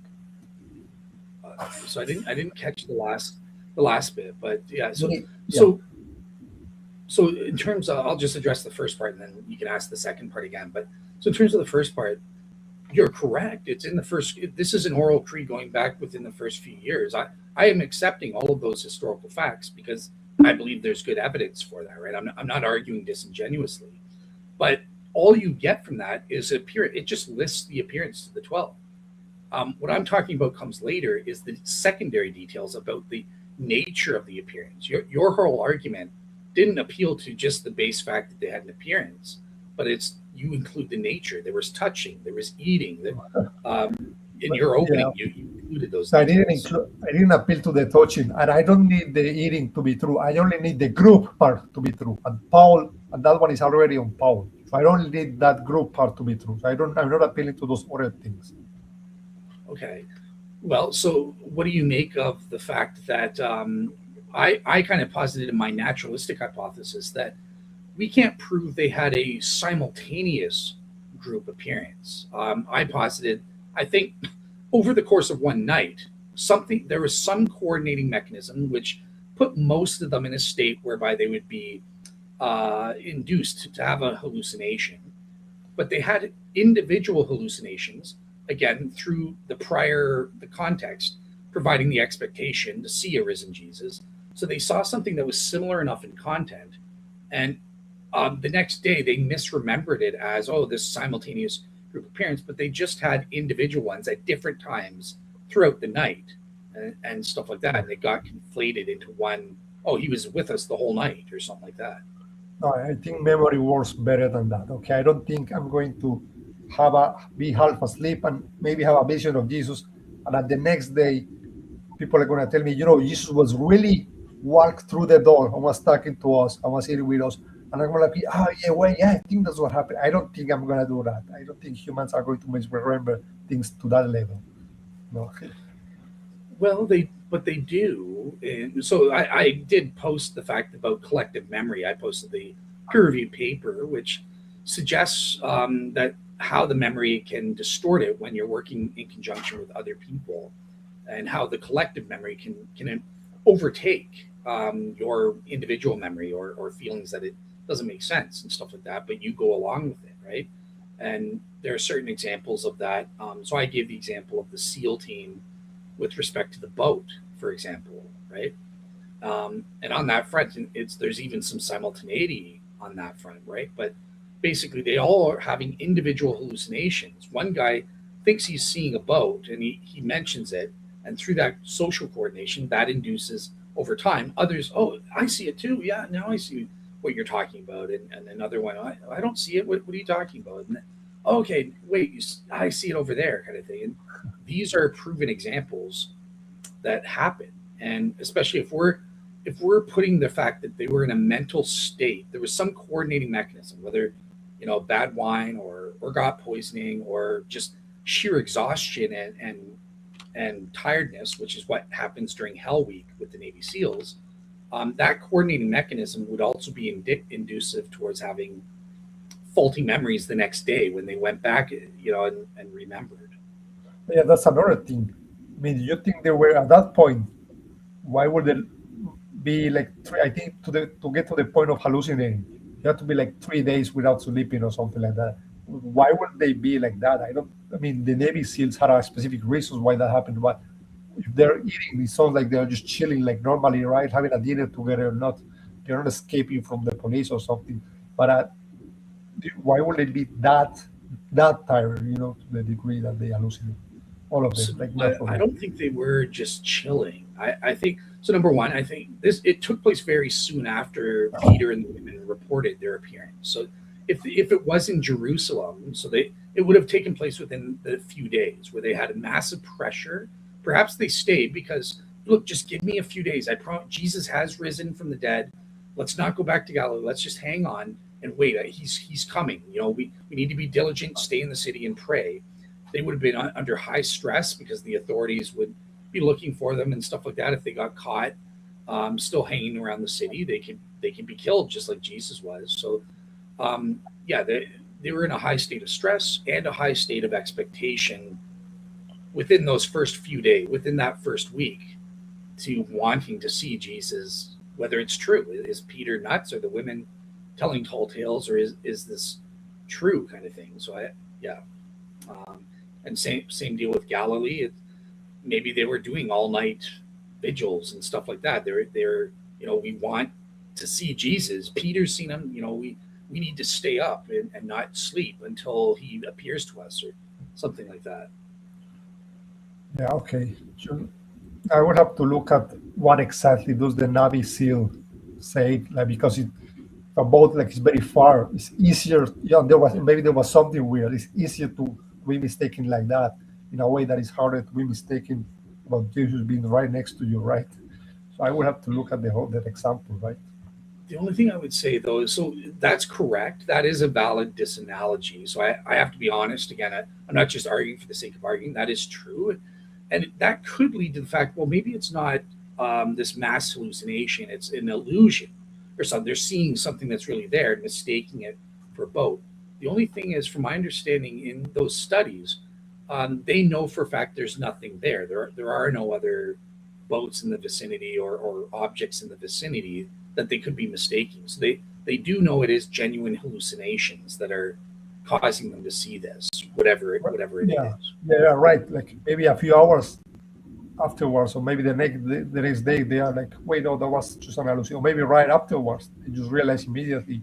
And maybe they thought for a few minutes there was a boat, but maybe they immediately realize, no, that we're just eating, right? I think maybe that's what happens. That's why I say I would have to read the whole thing. And that will be different, because then the disciples, if that's happened, the disciples, again, what I'm saying is the next day, they will think of it with a cold head, so to say, and they realize, no, we're just getting a bit too crazy there, right? He didn't really appear, right? But do you think so? Like the social context afterwards, when they're remembering after. So with the Navy SEALs, it makes perfect sense why they don't believe. That number one, they're being told it was BS, and they know in advance we're putting ourselves in this situation where we're gonna hallucinate things and stuff like that. But where's the disciples? They've already, according to all they know, they've already got seeming confirmation there is an empty tomb. Peter, our leader, has told us he's seen him. The women have confirmed they've also seen him. We really want to see him. I would think the socialization afterward would be the reverse. Wouldn't it be convincing them to go, yeah, no, we did see it. That was true, kind of thing, rather than the opposite. Yeah, yeah. But I mean, they're going to expect to see him for real, like walk into the room or something like that. They're not expecting to. They're not thinking, okay, if I see him half asleep, kind of see him a little bit, now that counts as. I mean, I'm not sure that you can make that stretch, right? Also, the women would have told him, if the women told them the whole story, like, okay, we saw him. At first, we thought it was the gardener, but now I think it was actually Jesus. I got a Jesus vibe from him. But maybe they will get this and they will think, or are they just saying silly things that it was the gardener? Maybe they will also like reasonably think about this somehow, right? Yeah, And I think that's a some fair people, point. yeah, some people they say that people don't believe women, the testimony of women because they're women. I don't believe. I don't think that's true, but that's Yeah. something other people say. But so Yeah. I think that's a fair point. And remember, when I calculated the odds of this, I favored the resurrection hypothesis. In fact, it's way too much, but I gave it a 1 out of 10 million chance that my natural theory is true relative to the resurrection hypothesis. So I'm kind of saying, well, I can agree with you. Maybe it is incredibly improbable, but in the grand scheme of things, even if it is improbable, all things considered, my natural theory is still going to be more probable than positing a Oh, resurrection. yeah. So Okay. Yeah. I mean, there is a huge thing there, and it's okay. Why is the prior of the resurrection so low? I think that's super important. Maybe we can flesh that out. I'm not sure yeah, we sure. can. We're thinking about this correctly. So you're saying that God could have vindicated Jesus in many other ways, right? Yeah, if you So want to bring up the slides for yeah, which okay.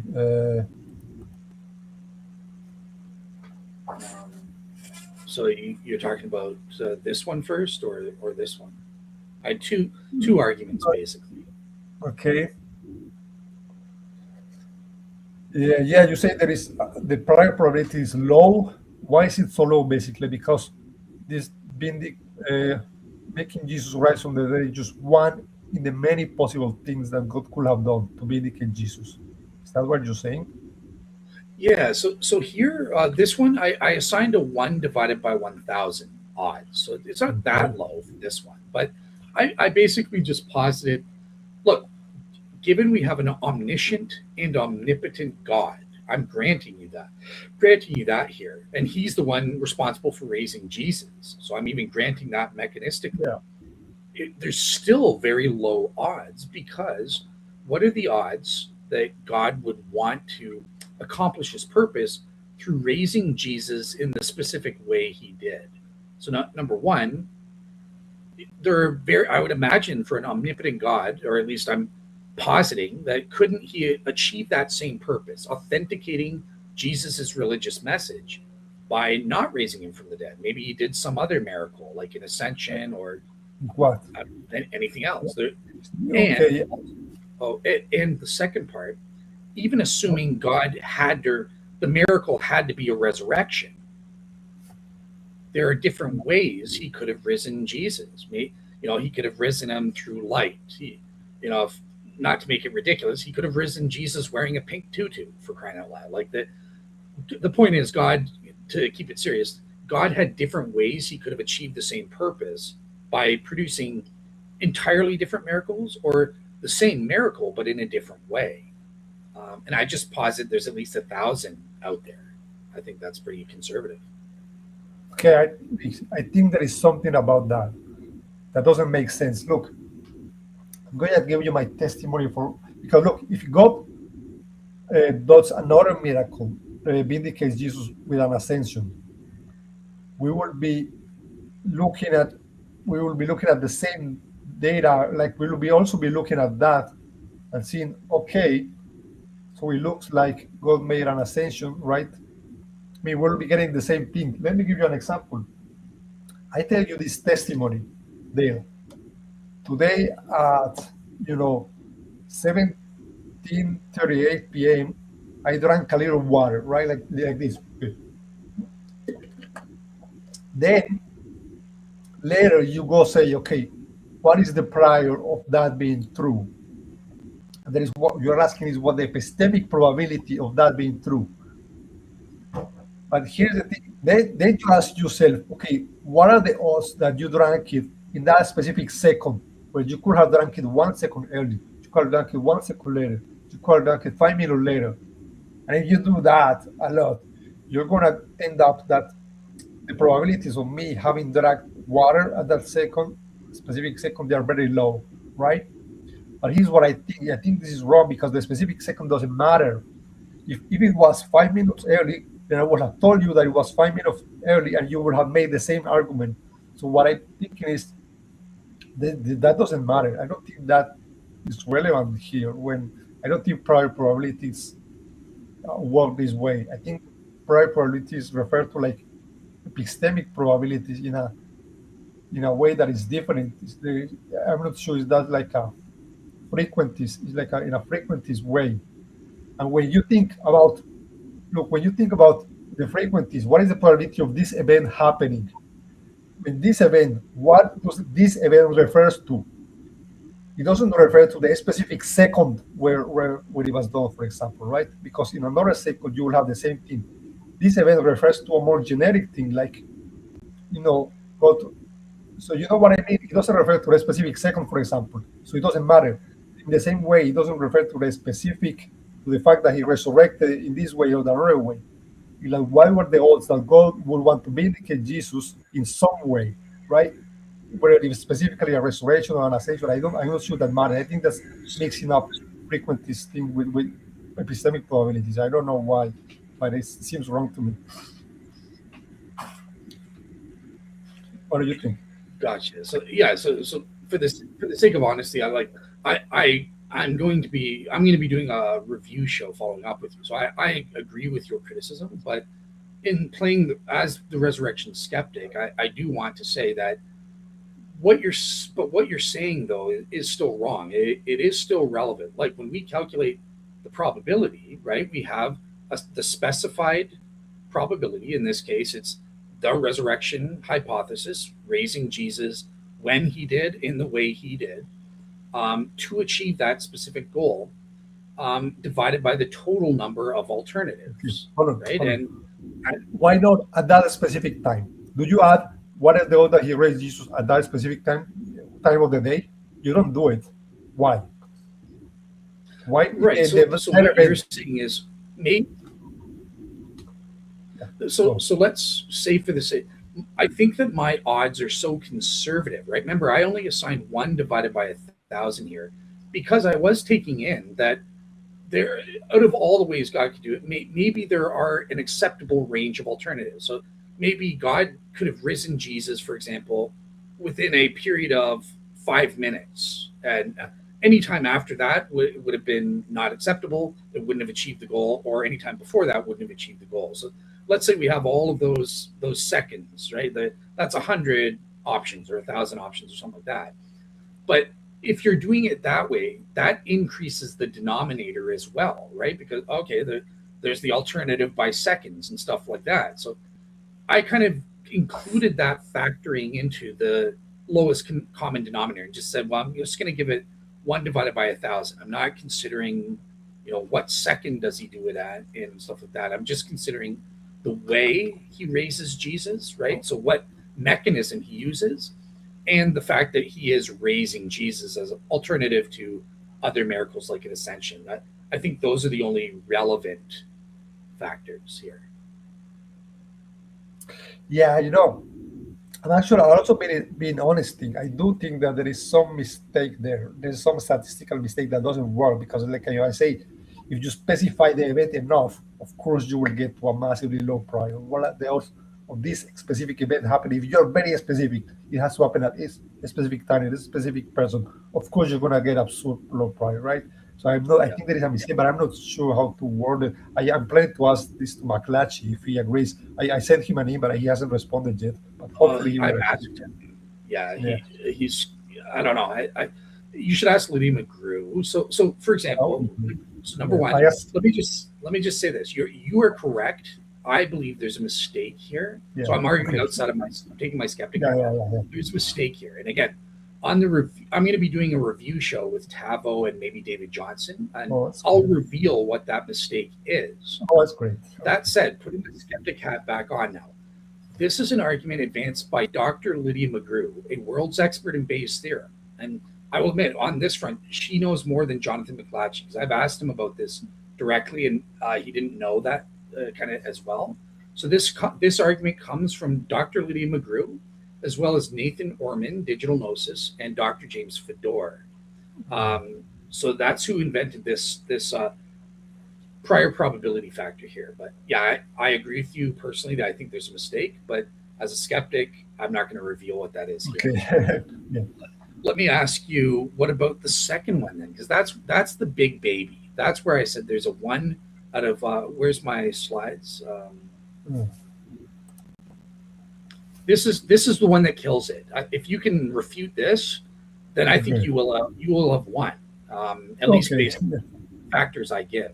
Yeah. But so to ram or not to ram, basically, we know that God's modus operandi is not to perform religious authenticating miracles. And again, this is an argument directly from Dr. Lydia McGrew, an evangelical Christian, the one that you're basing your argument for the Gospels on, right? She invented the reportage model here, but she's saying, no, the prior probability is so low because of all the times a religion authenticating context is present, 9 times out of 10, God doesn't perform a ram in those circumstances. So it is extremely improbable. And I gave it odds of 1 divided by 100 million chance that God would be motivated to produce the resurrection as a religion authenticating miracle in Jesus' case, when all the other times that same motivation is present, right? We can posit the Christian missionary. So I'm pretending Christianity is true here. And God would be motivated when a missionary goes overseas and preaches the gospel. Well, God's motivated. He wants to save as many people as he can. So presumably he would be motivated to perform a religion authenticating miracle for these people, but yet he doesn't. 9 times out of 10, he doesn't do that. So therefore, the odds are very low that he would do it in Jesus' case. Okay, so there is one part there that is something, a divine hiddenness objection. It's like, why? I mean, a part of it can be like, if God is motivated to want to save those people to 100%, why doesn't he make a miracle, so they will be convinced instantly, right? I mean, there are some responses to divine hiddenness, and one popular one is Divine hiddenness. Hiddenness. The fact that God doesn't appear. Hiddenness. Okay. Right. Okay. You know the argument from divine hiddenness, right? You know what that means. Oh, okay. Hiddenness. Yeah, I know what you're saying now. Yeah. Okay. Sorry. And it's the fact that God, if he reveals himself too directly to you, it will be a bit like forcing you to believe, and he doesn't want to do that. So he only does that, and like he doesn't does that to everybody, right? So, and one my own personal opinion, I think if God was like really standing next to you, like I mean, in your life, maybe the entire day, and looking at everything you do, like I think there is a possibility that maybe you wouldn't like that. Maybe you will feel like he's watching you all the time. Like, okay, oh my God, I cannot think of this. Oh my God, I cannot watch TV. Maybe you wouldn't like that if maybe there's no reason why in this life God wanted us to live the way we do it, right? And then later in heaven, things will be different. But maybe right now you wouldn't like it if God was watching you poop, for example. Sorry, or watching you go to the bathroom or something like that. I don't know. I mean, there's something like that. That's why he's not like doesn't appeal directly to people. But let me see. Okay, there's one thing. You say 9 out of 10 times this event doesn't happen. Okay, let me give you an example. 1 out of 10 times where United States bombs a country is not a nuke. So most of the times where there have been bombs, it was not a nuke. And now, does it mean that, okay, the prior oath that was a nuke, I mean, they're very low? I mean, there are things that only happen once. For example, if you think, okay, a nuke is going to get used once, and that's going to work as a deterrent, because now the entire world is going to see, look at this insane destruction, what happens, the air gets poisoned. And if it happens once, it's going to be enough. Then that thing is going to happen once, and after that, it's not going to be happening, because the happening of once already is enough, right? So that's what is going to make the frequency, when you take the total times, right? It's going to make it seem like it's one in among many, right? So if Jesus needs to rise, it's enough for him to rise once, and after that, he will do it once to create the religion, but then to be indicated once, but then he will do it the next times once the religion starts and gets going. Then he's going to do other things just to preach it, to promote it, to make people believe in it. And by the way, sometimes God does make miracles. I mean, it's not true from a background knowledge that God never ever does miracles. Craig Keener, I think, has a book. There are like 200 million people who say that they have witnessed some kind of miracle, right? And there are many doctors who think that they have seen miraculous healings, right? So it's not correct to say, okay, from a background knowledge, this like never ever happens, right? Also, Paul says he performed many miracles. So I think it's important. All those miracles, for the sake of this debate, I can grant that all of them take place, but they're totally irrelevant, because remember, we're only focused on a specific type, a religion authenticating miracle, what I call a ram. That's what we're talking about here. So what I'm arguing is that I can prove through establishing there are times when a religion authenticating context obtains, whereby that means God would be motivated to perform a ram, a religion authenticating miracle, in whatever form that is, not just resurrection, whatever it is. He would perform a miracle specifically designed to authenticate Christianity, right? I'm assuming Christianity is true in this prior odds argument here. But yet he still doesn't do it, kind of thing. And I think if I heard what your answer is you're saying, well, no, because just establishing there's a religion authenticating context alone is not sufficient to prove that God is sufficiently motivated to perform a ram. There could be other factors. This is what your counter is, if I've understood you. And I will say, indeed, that is the proper defeater to my argument here. But it's not enough to just assert this vaguely. You need to prove it. This is a debate. So can you prove that the Christian God actually has some further aspect that's required before he would be sufficiently motivated? Why wouldn't a context whereby he has the opportunity to prove Christianity is true and thereby save these people's souls, why wouldn't that alone be sufficient motive? What else would God need? And how do you prove that God would require whatever this additional criterion is? Well, I mean, why doesn't he Does that make sense? Christianity? I'm not sure. I think I got a little lost there, but why doesn't he prove Christianity in other opportunities when he can prove it? I think he wants faith. I think he also wants to force belief. I think that's my answer. It's an answer to divine hidness. I don't think he wants to intellectually convince you of Christianity, to force you to believe in him. He wants you to choose to believe in him for some reason. Oh, okay. Well, then, okay. So if that's your answer, that just fails then, right? Because look, God, you're arguing God did perform a ram, and that didn't interfere with divine hiddenness or free will or so. So clearly, he can perform rams, and I don't see. It just seems implausible to me to. Well, you see, if he does it at that specific second back in 30 AD, it doesn't interfere with free will. But if he did it 2 years later, then it interferes with free will. Okay. That's implausible and ad hoc. The time doesn't make a difference. So okay. If that's what your counter is, I would say that's a failure. Okay, let me clarify my counter. Did God interfere with the free will of the people who witnessed Jesus' miracles or who saw Jesus personally? Or I think God knows who he's showing this to, right? He knows, he knew that Peter, for example, when Jesus went to Matthew and told him, come follow me, and Matthew felt some divine, something when he was compelled to follow, he wanted to follow.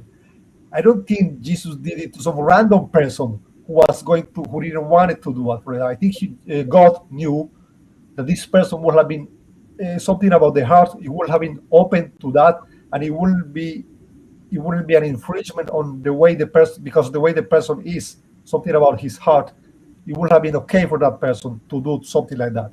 But maybe for other people, he doesn't want to compel them. And there were many people who witnessed his miracles and didn't believe in Jesus, right? Right? So not everyone is going to be compelled to believe in him. So I think God, for some people, they witness this or that, and it's not forcing them because of however their heart is, but for other people, then it will be forcing them. That's what I would say. Also, you're asking God to do is to everybody almost, because then you're always going to keep saying, but why doesn't God? Because if you take to this logical conclusion, why doesn't God want to save everybody? Why doesn't 100% of humanity becomes convinced of being a Christian, right? So maybe there's some depends on the people somehow. So okay, so the only problem is that's not consistent with the background evidence of the Bible. So I can defeat that counter because it's not the case. Salvation works the exact same for everybody, right? So everybody, it requires out of necessity a libertarian free will choice. Otherwise, it doesn't. Again, Calvinists will disagree with me, but I would just say, okay, so in the debate, you would need to prove to me that because I don't buy it right now. Can you prove to me that, given the background evidence, some people, when presented with the evidence of a resurrection, are still able to make a free will choice, whereas others would be determined to make their choice, as opposed to everyone still having a free will choice regardless of what they witness? You would need to prove that that's the case before it would work. I mean, it's not.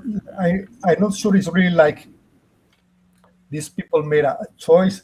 Is for example, these people, they would have happy to make that choice. They would have gladly made the choice. Like, it would have made them happy. For example, I don't know, but these other people, it wouldn't have made them. It wouldn't have felt differently about it. I don't know. Maybe something like that. It's not like they made a free choice. It's like they were super disposed to make that choice anyway. For example, like so much that it doesn't matter. It's not like infringing them to do something that they would have normally done. I don't know, something like that. Well, okay, so if I would agree with you that the background evidence on the biblical model would support, look, it's even in Jesus's middle knowledge is presented in the Gospels themselves, where Jesus is saying, and I'm granting this as background evidence for you, but that, if I performed these same miracles in front of Sodom and Gomorrah, they would have freely chosen to convert, kind of thing. Again, they're not being determined, but if those counterfactuals were the case for Sodom and Gomorrah, if they received a religion authenticating miracle, they would have freely chosen to convert.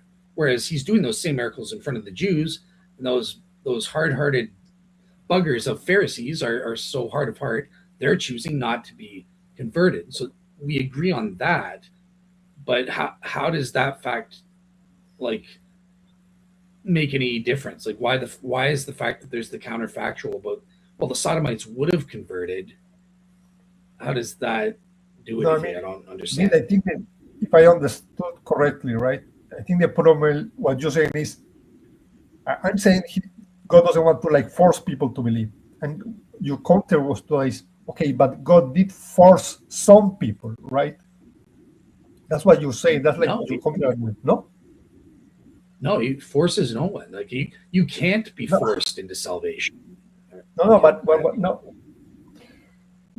your counter was, okay, by God, by providing evidence for some people, it was like he would have forced them, right? So why did he do them? That's right. That's what you're getting at, the response.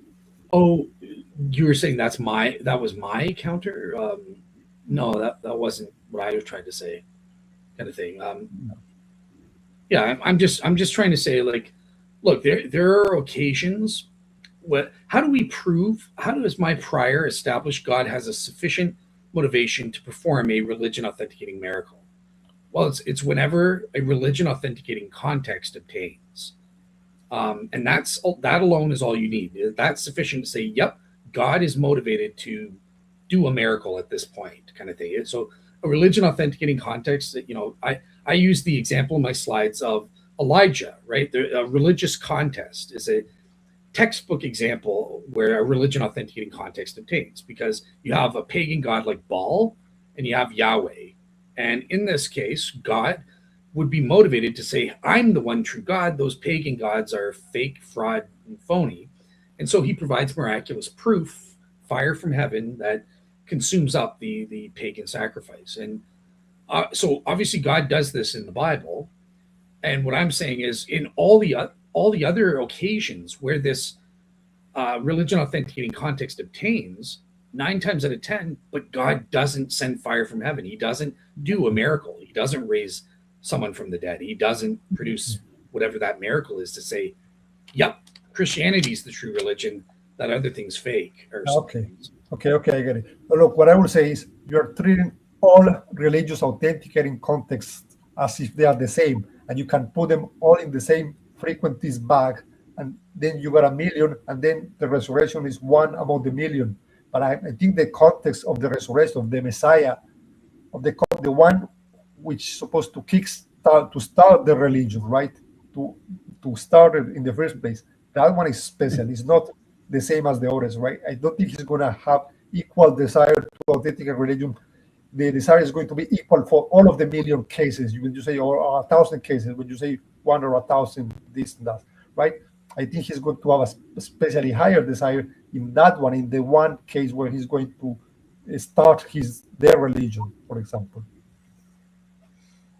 Right. I guess I would just ask, like, why? Like, again, you would need to prove why there's a difference between the founder and other cases, because the whole point of the founder and these religion authenticating miracles, their goal, so I'm arguing, is to convert people, to bring people to the true religion, which my argument is assuming is Christianity for the sake of argument here. And therefore, it shouldn't matter whether someone's privy to the founder or not. God wants me. He's not a respecter of persons. He wants, a bunch of pagans living in a jungle to be converted just as much as the Jews living around Jesus witnessing his miracles at that time. So I still don't see that the presence of the founder makes a difference. If there is a religion authenticating context present, we would still have that expectation. Right. Unless you can, unless you can prove there is a reason why you would be motivated for the founder, not with the I don't want to go into circles here, but I think because there are other more interesting things, and maybe we get lost. We waste too much time on this. Maybe we bore the audience with it. Okay, fair enough. I don't know if there's anything you particularly want to point out. Let's see about the contradictions. You say, okay, the appearance in Galilee versus the appearance in Jerusalem. Matthew doesn't specifically say, okay, this appearance in Galilee, it was the first one, the first time he appeared. He doesn't explicitly say that. You say it makes sense because the angels told them we can show the slides if you want. It makes sense that they will be the first, right? If the angels told the woman, God, you will meet him in Galilee, it makes sense that they will be the first, but it's not the same as saying, okay, this was the first appearance, right? Maybe the angels told the disciples, God, you will see him in Galilee. He was talking about the second time, right? He wasn't talking about the first time they will see him. It doesn't logically entail, right? This is going to be the first time. Well, so for my understanding, and this comes from Dr. Mike Licona, page 177 to 179 of his Gospel Contradictions book. So maybe I can find the quote, but he says the Greek word for there, when the angel says to the women, go to Galilee, tell the male disciples to go to Galilee, and there they will see him. The word there in the Koine Greek indicates this is the first place you're going to see him. You're not going to see him before that. You go to Galilee, and then you're going to see him there, kind of thing. So really, how can one word indicate so much? I mean, I know my Licona is great at this. I don't, but how can one word convey all of that? The word there, how could it convey so much? So let me find the. Do you have the scholarship book or the layman book? Because I think there are two versions of the book. I got the layman normal version. I don't remember that part. Okay, maybe I have the scholarship. I didn't know there's two versions of it. So yeah, it's on between pages 177 to 179. But okay. But anyway, yeah. Again, this is what Mike Licona is saying. Again, evangelical conservative. Okay, so the Greek. Okay, tell my brothers to go to Galilee. This is page 178 at the bottom. They will see me there. 28 verse 10. The Greek eke or there appears first in the sentence for emphasis. There in Galilee you will see him, says the angel. Then Jesus reiterates with the kakai in Galilee, they will see me. Indeed, in Mark and Matthew, this is what Jesus had told them he would do. And Matthew and Mark informs us that the disciples proceeded to Galilee as instructed, and Jesus appeared to them there first as promised. There is no hint that the disciples delayed. I'm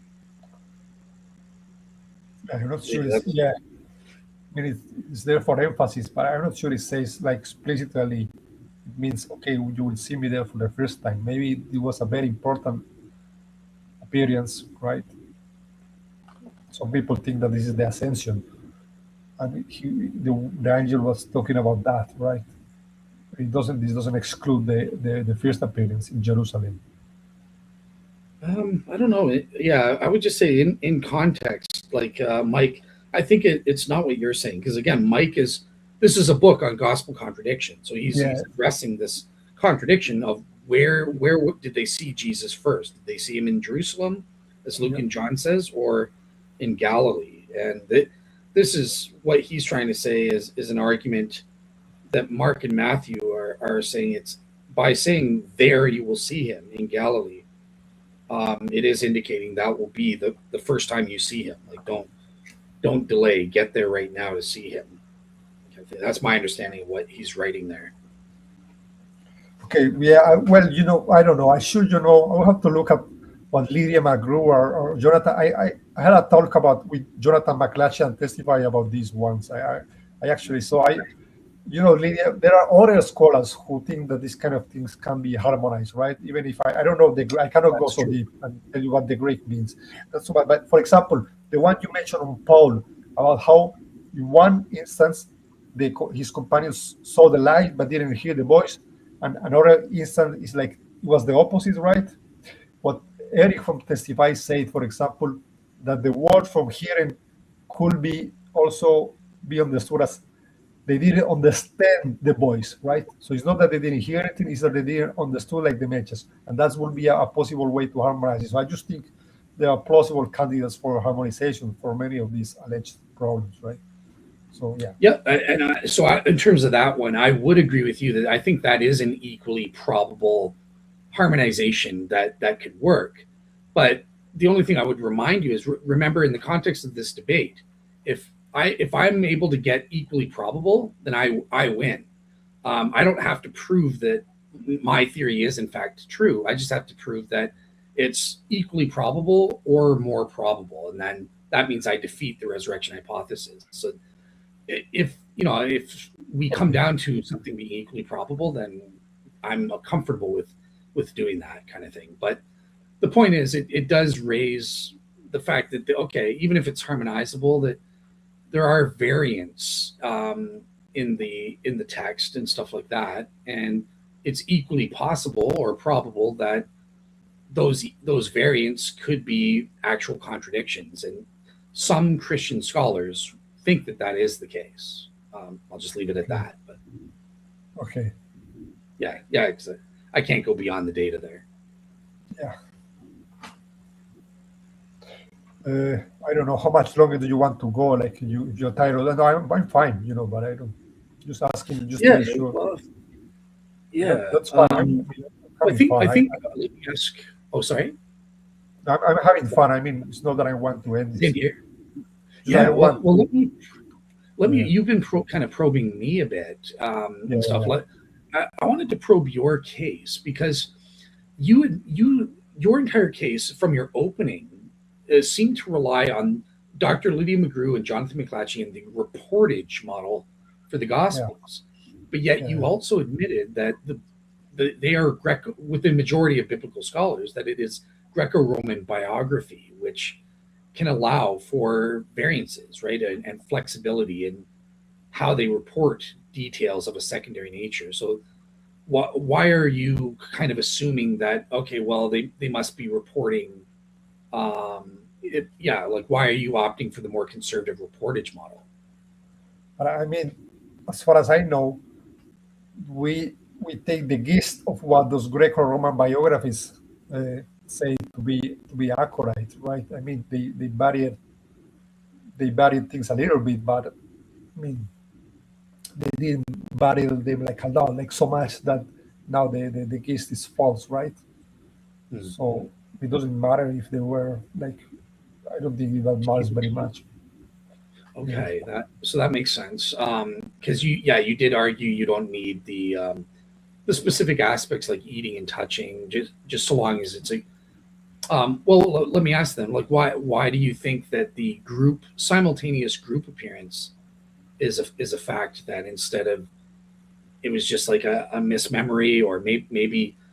Okay, before I ask that, let me ask this: do you agree with Mike Licona that there are fictionalizing literary devices that a Greco-Roman biographer could use? Because Lydia and Jonathan, they deny that. There are literary devices, but not ones that are fictionalizing, meaning they report that something happened that didn't. If the Gospels say they touched Jesus, then that means John is attesting they touched him, kind of thing. But someone like Mike Licona will say, well, there can be fictionalizing details. So it's reporting details that didn't actually happen for literary purposes. Are you open to the latter?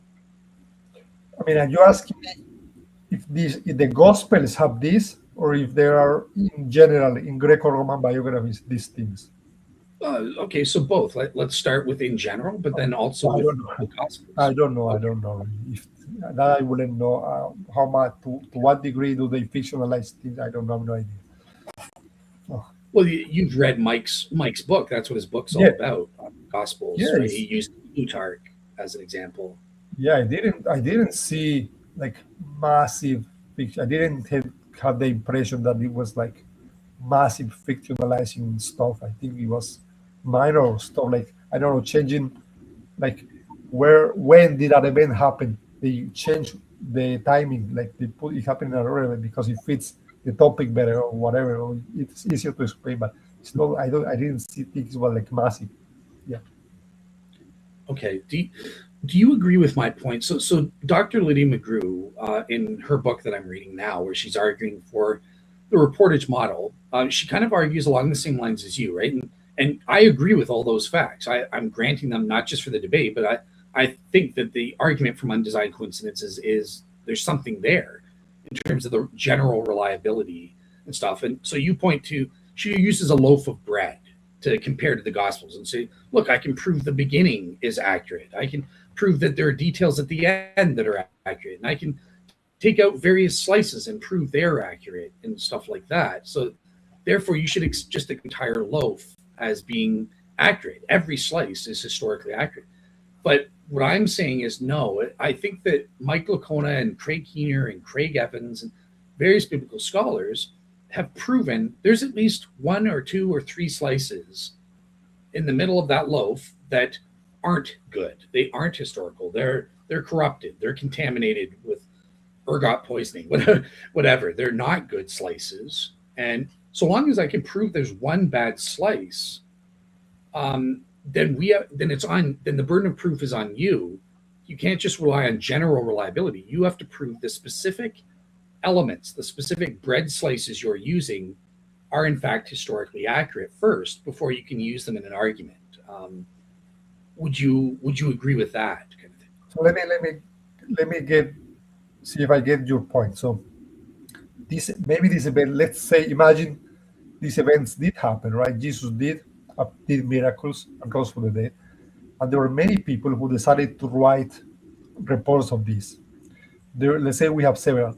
Let's say one person at one time decided to invent something, or maybe he believed something someone told him and added to the story. Okay, just one instance.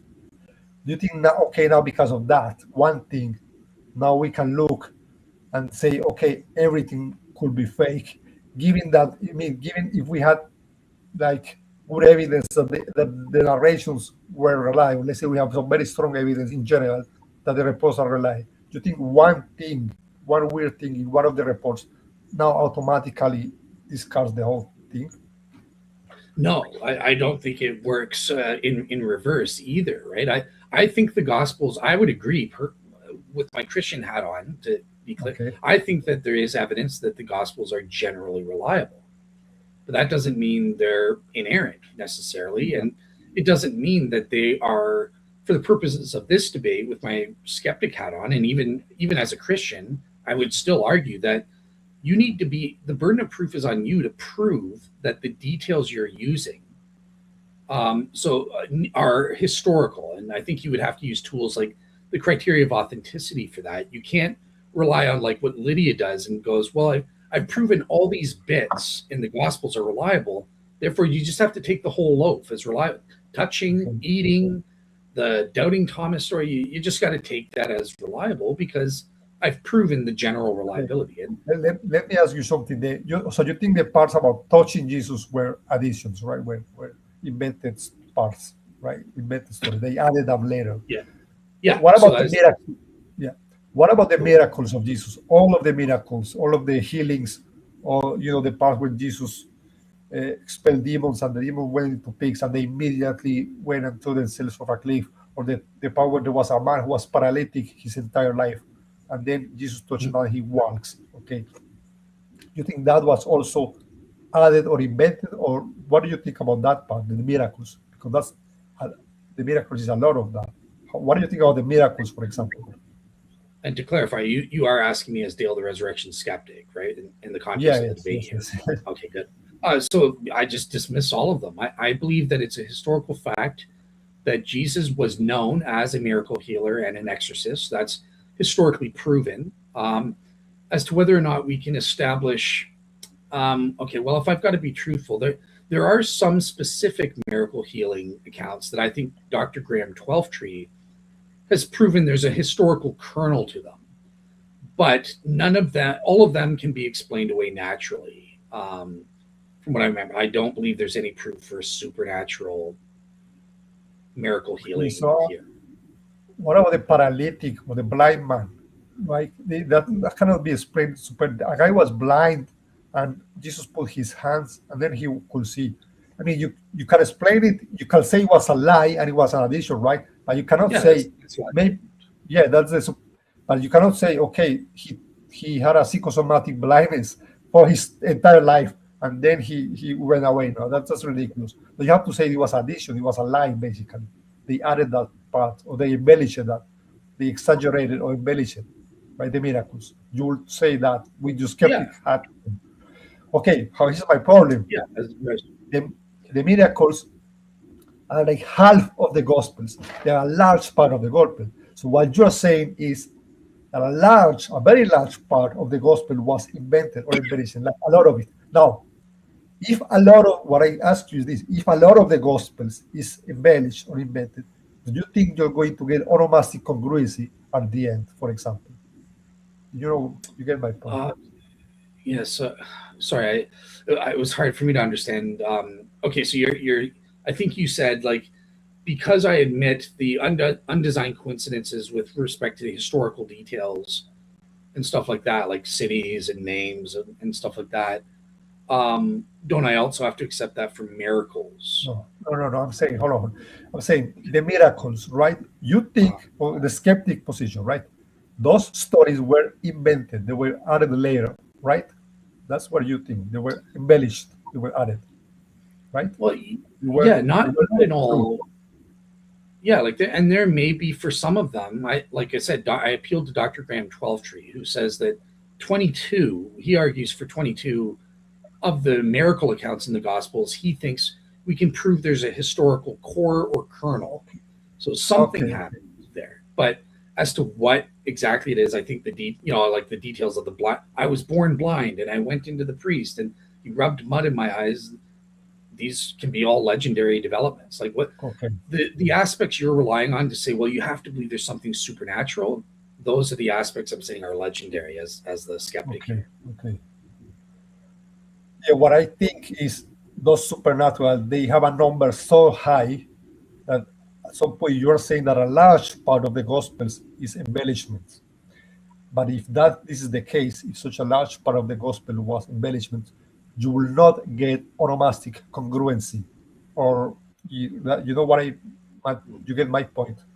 Or for example, take the example of the feeding of the 5,000.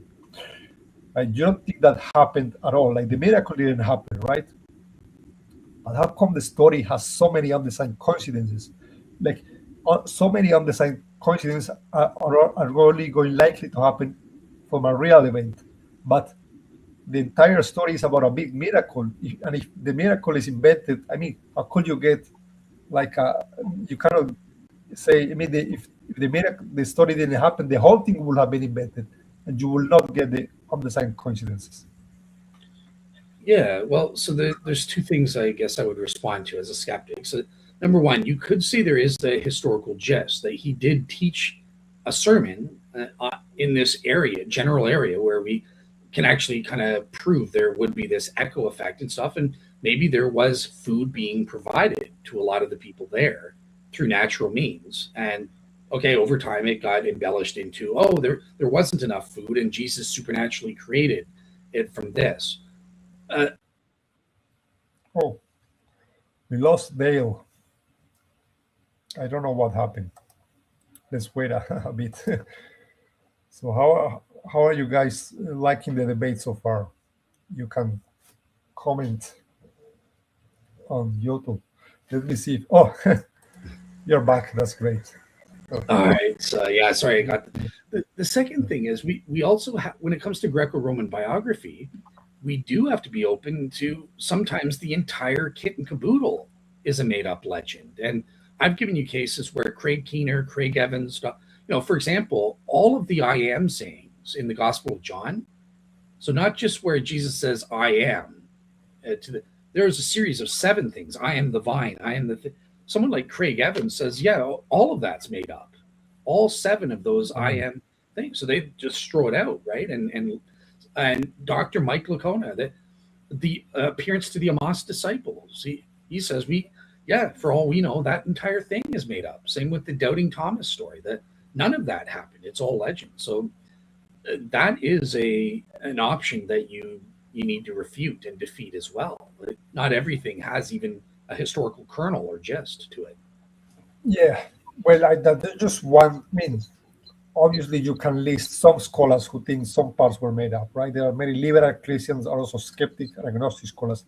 But I think I can also point to conservative scholars. I don't know, empty right. I don't know who will say the opposite, who will disagree. No, I don't think this made up, right? So saying here's the thing. So I'm being very careful as a resurrection skeptic. I haven't appealed apart from Bob Price and Bart Ehrman. I've not appealed to atheists or liberal scholars. I've appealed to conservative evangelical Christian scholars like Keener, Dr. William Lane Craig, Mike Lacona, and Craig Evans. So I'm using people who would have a bias. It's the criterion of enemy attestation. They would have a bias to tell me what you're saying, but yet they're being truthful. So I think there's more credence with them in this debate. Yeah, I see. But it is still an appeal to authority, I admit. Yeah. Yeah. I mean, we'll have to look at their arguments. Why do they think that's invented, right? Yeah. I mean, if you want to be, but of course, sometimes we just appeal to something and the authority is fine, right? Yeah. No, I don't think that's invented, right? I will not. I want to be a conservative Christian here because I want to be able to take this seriously. No, I don't think that was invented, right? You have to give me the arguments why do they think this is invented. So, fair enough. Yeah. All right. Is there any other things that you were saying?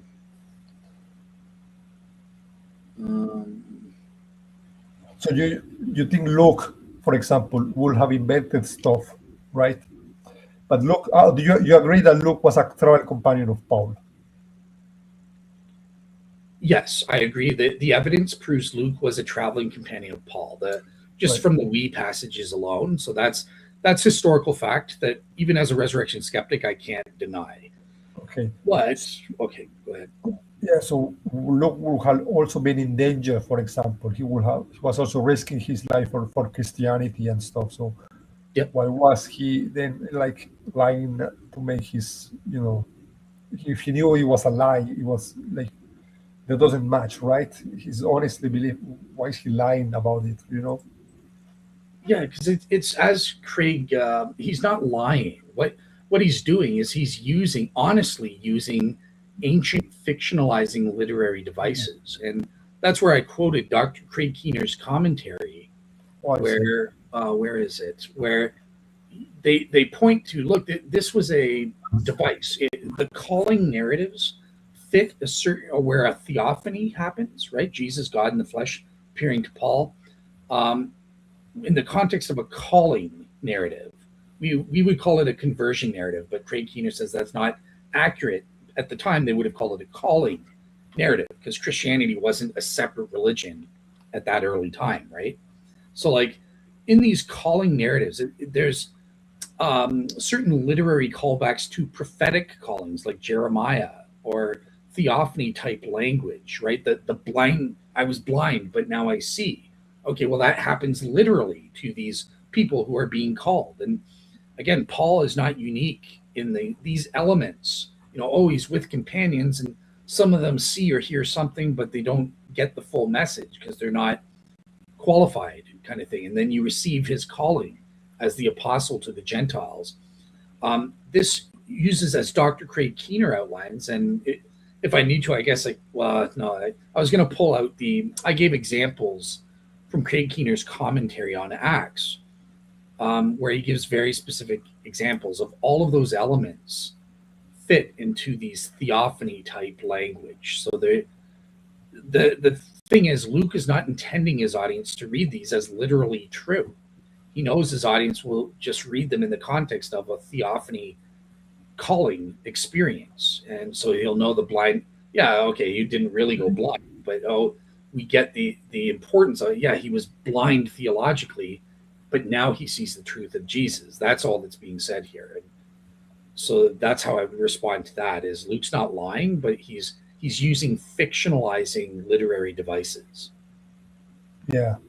Yeah, I'm a little skeptic about this kind of symbolic parallels and stuff like you were blind and now you didn't see, and now did somebody go blind? Oh, it means he's making a symbolic parallel to that. So it must be the story is not real. I'm a little skeptic about that a little bit, and I think if you want, like, post facto, you can try and make a lot of things give a symbolic interpretation, right? I think it doesn't mean that that's what the author had in mind. And I think most of these times, many times, this feel like a stretch to me. Like, oh, this word can be seen as this symbolism. It must be that that's what the author had in mind. I don't know how many people agree with Carl Kriner. Yeah, I don't. I'm not Craig Kriner. I'm not sure if that's what most people think, right? I think there are many others that think that this event happened, right? Yeah, I do think theophany type elements is something that's widely recognized in scholarship. Certainly, there are people that disagree, scholars who disagree with his take on that, and or even if they agree with him, they disagree to the extent that the secondary details are just theophany type language, kind of thing, right? So there's some debate. I'll be honest there. And there's something else I was going to say, but I forgot now. Okay, yeah. There is scholarly debate on this, but I do think that the theophany type language it has the consensus. I think the majority of scholars, I think, would go for that, especially in light of the alleged contradictions. Most of them believe there are contradictions in the three accounts in Acts reporting Paul's experiences. Okay. Yeah, I know. Testify the stream responding to that. I mean, I will have to. I don't have the all of the top of my head, like what's the harmonization, but I know that he did one, you know. But I'm not sure. Is that like most scholars who think that there are contradictions, or like just is like most of them, or like how I many? think You know that? literally, no, I think literally, like, again, I haven't done a poll or counted and stuff, but just from my sense, it seems like the majority of scholars, literal majority of scholars, would say yes, there are contradictions in Acts accounts of Paul's conversion based on the state. We address one of them, right, where it's like, did they hear or see? The other is, okay, did they fall down or not, or something like that. So um, that said, there is something that's unanimous in all of them and stuff like that, that Paul records his experience as a vision and stuff. And the majority of scholars seem to prefer Acts even over Paul's own epistles, where he doesn't mention a vision at all. And in fact, he differentiates a resurrection appearance from just a mere vision and stuff like that. So there are times when scholars will prefer Acts in a way over even Paul's own letters and stuff. So it's a matter of debate. I'll be honest on that front, but once again, in our context of our discussion here, if you're going to be using the details in Acts, you've got to prove to me that they are probably true in some way. I'm not going to just grant them to you. The only fact I think is provable with the criteria of authenticity is that Paul had what he believed was a resurrection appearance. And he believed that was bodily Jesus, and therefore he converted on that basis as the apostle. So what is the criteria of authenticity again? Please remind me. These are tools that historians like Gary Habermas or Mike Licona might use. Things like the criterion of embarrassment, the criterion of dissimilarity. Yeah. What's the authenticity one? What does that one say specifically? The authenticity one? Yeah. You say the criteria of authenticity. You just say, I will have to prove using that one. Oh, no. So the criteria of authenticity there are various criterions. Okay, no, I get it. No. It's not on a specific one. It's the criteria. It's a plural. Okay, Yes, I get it now. Yeah, exactly. Yeah, like the criterion of embarrassment is one of the criteria of authenticity. Yeah, now I get it. Yeah, sure. Yeah. Okay, yeah. Or if you can establish the general reliability in the way Lydia McGrew does of Acts of the Apostles, but then we just come to that fact that, well, even there are provable bad slices in there, and that makes me question. I'm not going to just take the Acts account at face value. I need you to prove them, the specific aspects. So yeah. Yeah, sure. Awesome. Yeah. And what did you? Okay, you talked about the appearance of the 500. Did you didn't buy the Fatima thing, or did you buy my explanation on that? Yeah, I mean, I don't really appeal to the appearance of the 500 as a, as one of my evidences, right? No, but I think it's like, how is that going to happen? Do you really think that 500 people? I mean, it's not the same to see what the sun does and see some colors as to see Jesus, right? Just don't think it's the same. Also, it's also what Paul says when he says, okay, and most of these people, like they're alive, you can talk to them, right? It's like it was not some nebulous invented thing. This seems like a real event, and he says, oh, look, and this and that person, some people are alive, right? Like it's another detail that I think adds a little bit to the reliability, right? But I'm not relying on the appearance of the 500s, right, for my case. But that's exactly like Fatima, right? So there is a different context, right? So I think the nature of the appearance was probably something like, okay, I don't know, maybe it was something as simple as they were preaching about the resurrection of Jesus and the ascension of Jesus and stuff like that, right?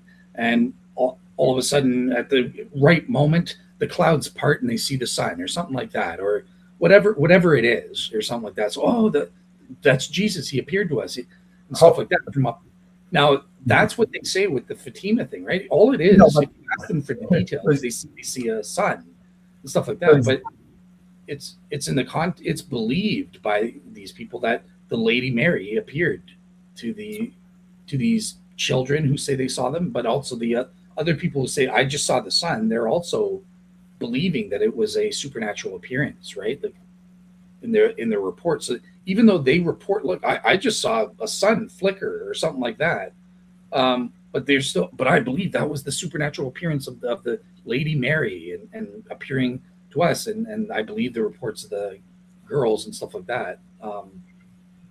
So like that's something similar happened to that. And that was Jesus. Yeah, we saw Jesus as well. And stuff like that. He's up in heaven now, and he was giving us a signal that he's risen from the dead. Just like, yeah. Okay. That's okay. No, go ahead and refute it if it's. No, I mean, if you see the sun, the clouds part, and you see the sun, well, that's not Jesus, right? That's not the same, because there is a bigger difference. In Fatima, what people reported is seeing the sun dance and have colors or something, right? Right. And that's easier to get confused. If you just stare at the sun, I think you may get confused. That's easier. But it's not so easy to look at the clouds and the sun and then say, "Oh, that's Jesus," right? That's more difficult, I think. No, but they're seeing the sun. They didn't. Isn't this in the context of reporting it was the Lady Mary who appeared? This is a Marian apparition, right? No, but what I heard is that the sun dancing. What I heard, the miracle is the sun dancing. They don't say, okay, the Mary appeared in the sky. Okay, some people say, but that's because you have like tens of thousands of people. Some people even say Mary, I think, but most people say it's like the sun dancing and changing colors, right? That's what the report is, the sun dancing, not that Mary appears. Yeah, but didn't they? So, from my understanding is that a lot of those people would confirm that Mary appeared to them that day, even though they themselves are saying, "Well, like, what did you personally see?" I just saw the sun dancing or slightly wiggling or something like that. But from my understanding, they if I'm wrong on those facts, then I guess it's not analogous. But from my understanding, they would be like, yeah, Mary. If you ask them, did Mary actually appear to you guys as a group? They would say yes. Yeah, okay. I mean, no, but the miracle of the sun is, yeah, the sun appearing to tremble, spin, and cast colors. I mean, that's what most the crowd of in the crowd did not report seeing Mary directly. I mean, it's not that, right? I mean, some people witness seeing the Virgin Mary. I mean, but the overwhelming majority of reports focus on the solar phenomenon. Like what most people say about this apparition is, no, they saw the sun. I mean, we're not to look at what most people actually say, but that's what I'm getting from Google. I mean, it is, yeah. I mean, the Marian apparition is because it's to the children. To the children, it was a Marian apparition, but to the entire group, is the sun doing those crazy things. Right, right. But they are affirming what the children saw, even though they're saying, yeah, that Mary did appear to us that day. No, Based they're on not what the saying children are that. saying. No, They're saying we saw the sun dancing. They're not saying we saw Mary. That's different. okay. Well, so the children are saying they were there and they saw Mary, right? Yeah, but it's children. When the It's sun children. You danced, that cannot was the Mary. testimony of children. Right, Seriously. right. But do you understand? Okay, so the point I'm making, and I'll shut up after this because it's getting repetitive, is that Yeah. based on the reports of people, so what, even though what they only saw, if you ask them, what did you see? Oh, I saw a dancing sun. Nonetheless, that fact is also in their minds, right, consistent with also saying, yeah, Mary did appear to us, and the children even told us Mary was there. I didn't see her directly, but obviously she was the one responsible when the sun was dancing. That was Mary appearing to us, and I just didn't recognize her in that Yeah. form. Okay. So they think that Fine.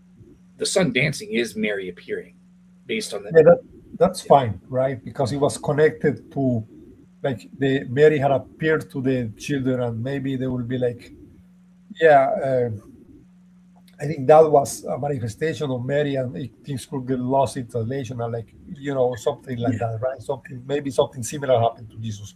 Is what you say? That's Okay, what I'm saying. maybe Yeah. sure, So sure. like Jesus, It was, yeah, Peter's preaching on the mountain or something, and then he ascended into heaven, and then they look up and the sun starts dancing. Same thing that happened at okay, Fatima, okay. and Yeah, someone's I'm gonna yeah. say that's not impossible, right? Because I wasn't appealing to that as a strong evidence anyway. Sure, that's Okay. And bear in mind, I gave it unfavorable odds. I said it was improbable relative yeah, to the resurrection in whatever degree I did. So okay. awesome. I think that's everything. Unless there's anything you want to say about Yeah, no, I James. think that's enough. Yeah, we have been good. It's long. It's been long enough, I think. Yeah, Sounds good. How's the audience doing? Do they have any yeah. questions or? Oh, yeah, we can look at a few. I think it's very, yeah. Uh, Let me see. Oh, that's really sucks that I cannot show them in the screen. Yeah, I don't know. I mean, if somebody's asking if none of the disciples were present at the crucifixions, how do they obtain their account? Only Mary Magdalene was there at the resurrection. I don't remember. I think some disciples were present at the crucifixion, right? I think Yeah, John. John, the beloved disciple, was there. Yeah, I don't know. I don't remember what the text says exactly. Right. Yeah, John. That's where he says to Mary, look at your son and behold your son and stuff like that, and to John, behold your mother, because Jesus' biological brothers were nowhere to be found. Yeah. Yo, maybe he just. No, I shouldn't pull my skeptic hat on, man. Maybe Jesus trusted John more, or for some reason, I don't know. Or maybe maybe John was closer to Jesus at that point where Jesus wanted to say that. Maybe just that, right? Maybe there's a trivial explanation for that. Yeah, well, I just I think it's just that's improbable given the culture at the time. Okay. The eldest son definitely would have been expected to be there with the mother, because the mother was there, right? Mary was there Yeah. and stuff like that. So that's what I would say. Okay. Yeah. Okay. Yeah, I think this. Yeah, I think this all. Yeah, I it's would say. sad that I cannot show them on the screen, but yeah, I Okay. don't think many people will watch it. If this is like 3 hours, they will look at it later and they will see, no, that's too long. So I think that's enough. Okay. Fair enough. Fair enough. You want, but do you want to? Yeah, is there anything that you want to say? Say what I want to say. No, is there anything else that you want to say? No, I just so I think I'm grateful that to you for agreeing to do this and stuff like that. And like I said, I think it is an important exercise to swap roles every once in a while, because it helps you to steel man the other opponent, to really try your best. And I tried my best without compromising on, as much as possible, without compromising on the truth of what I think is true as a Really Christian. great idea. I think I'm very impressed by your case. Actually, I think you will be a great skeptic, and I think actually I may even use some of that. Yeah, I Okay. think you Well, did a great case. Yeah. in Yes. one sense, I'll say awesome, but in another sense, as a Christian, I'll just say, but I'm totally wrong. So listen to the refutation. I Oh yeah. do. I Uh, don't think you need to go ahead. justify better. Like, why do we have a massively low prior for the resurrection? And it's not like Yeah. because there's one around many possibilities. I'm not sure that's correct. I think there's a fallacy there that is just too big. That Yeah. does a lot. I think that would do a lot. Yeah, totally agree. I totally agree.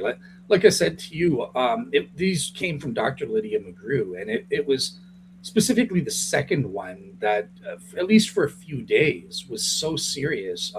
It was the first time since I've converted that I had intellectual doubts about my faith. It's serious enough that I could have lost my faith.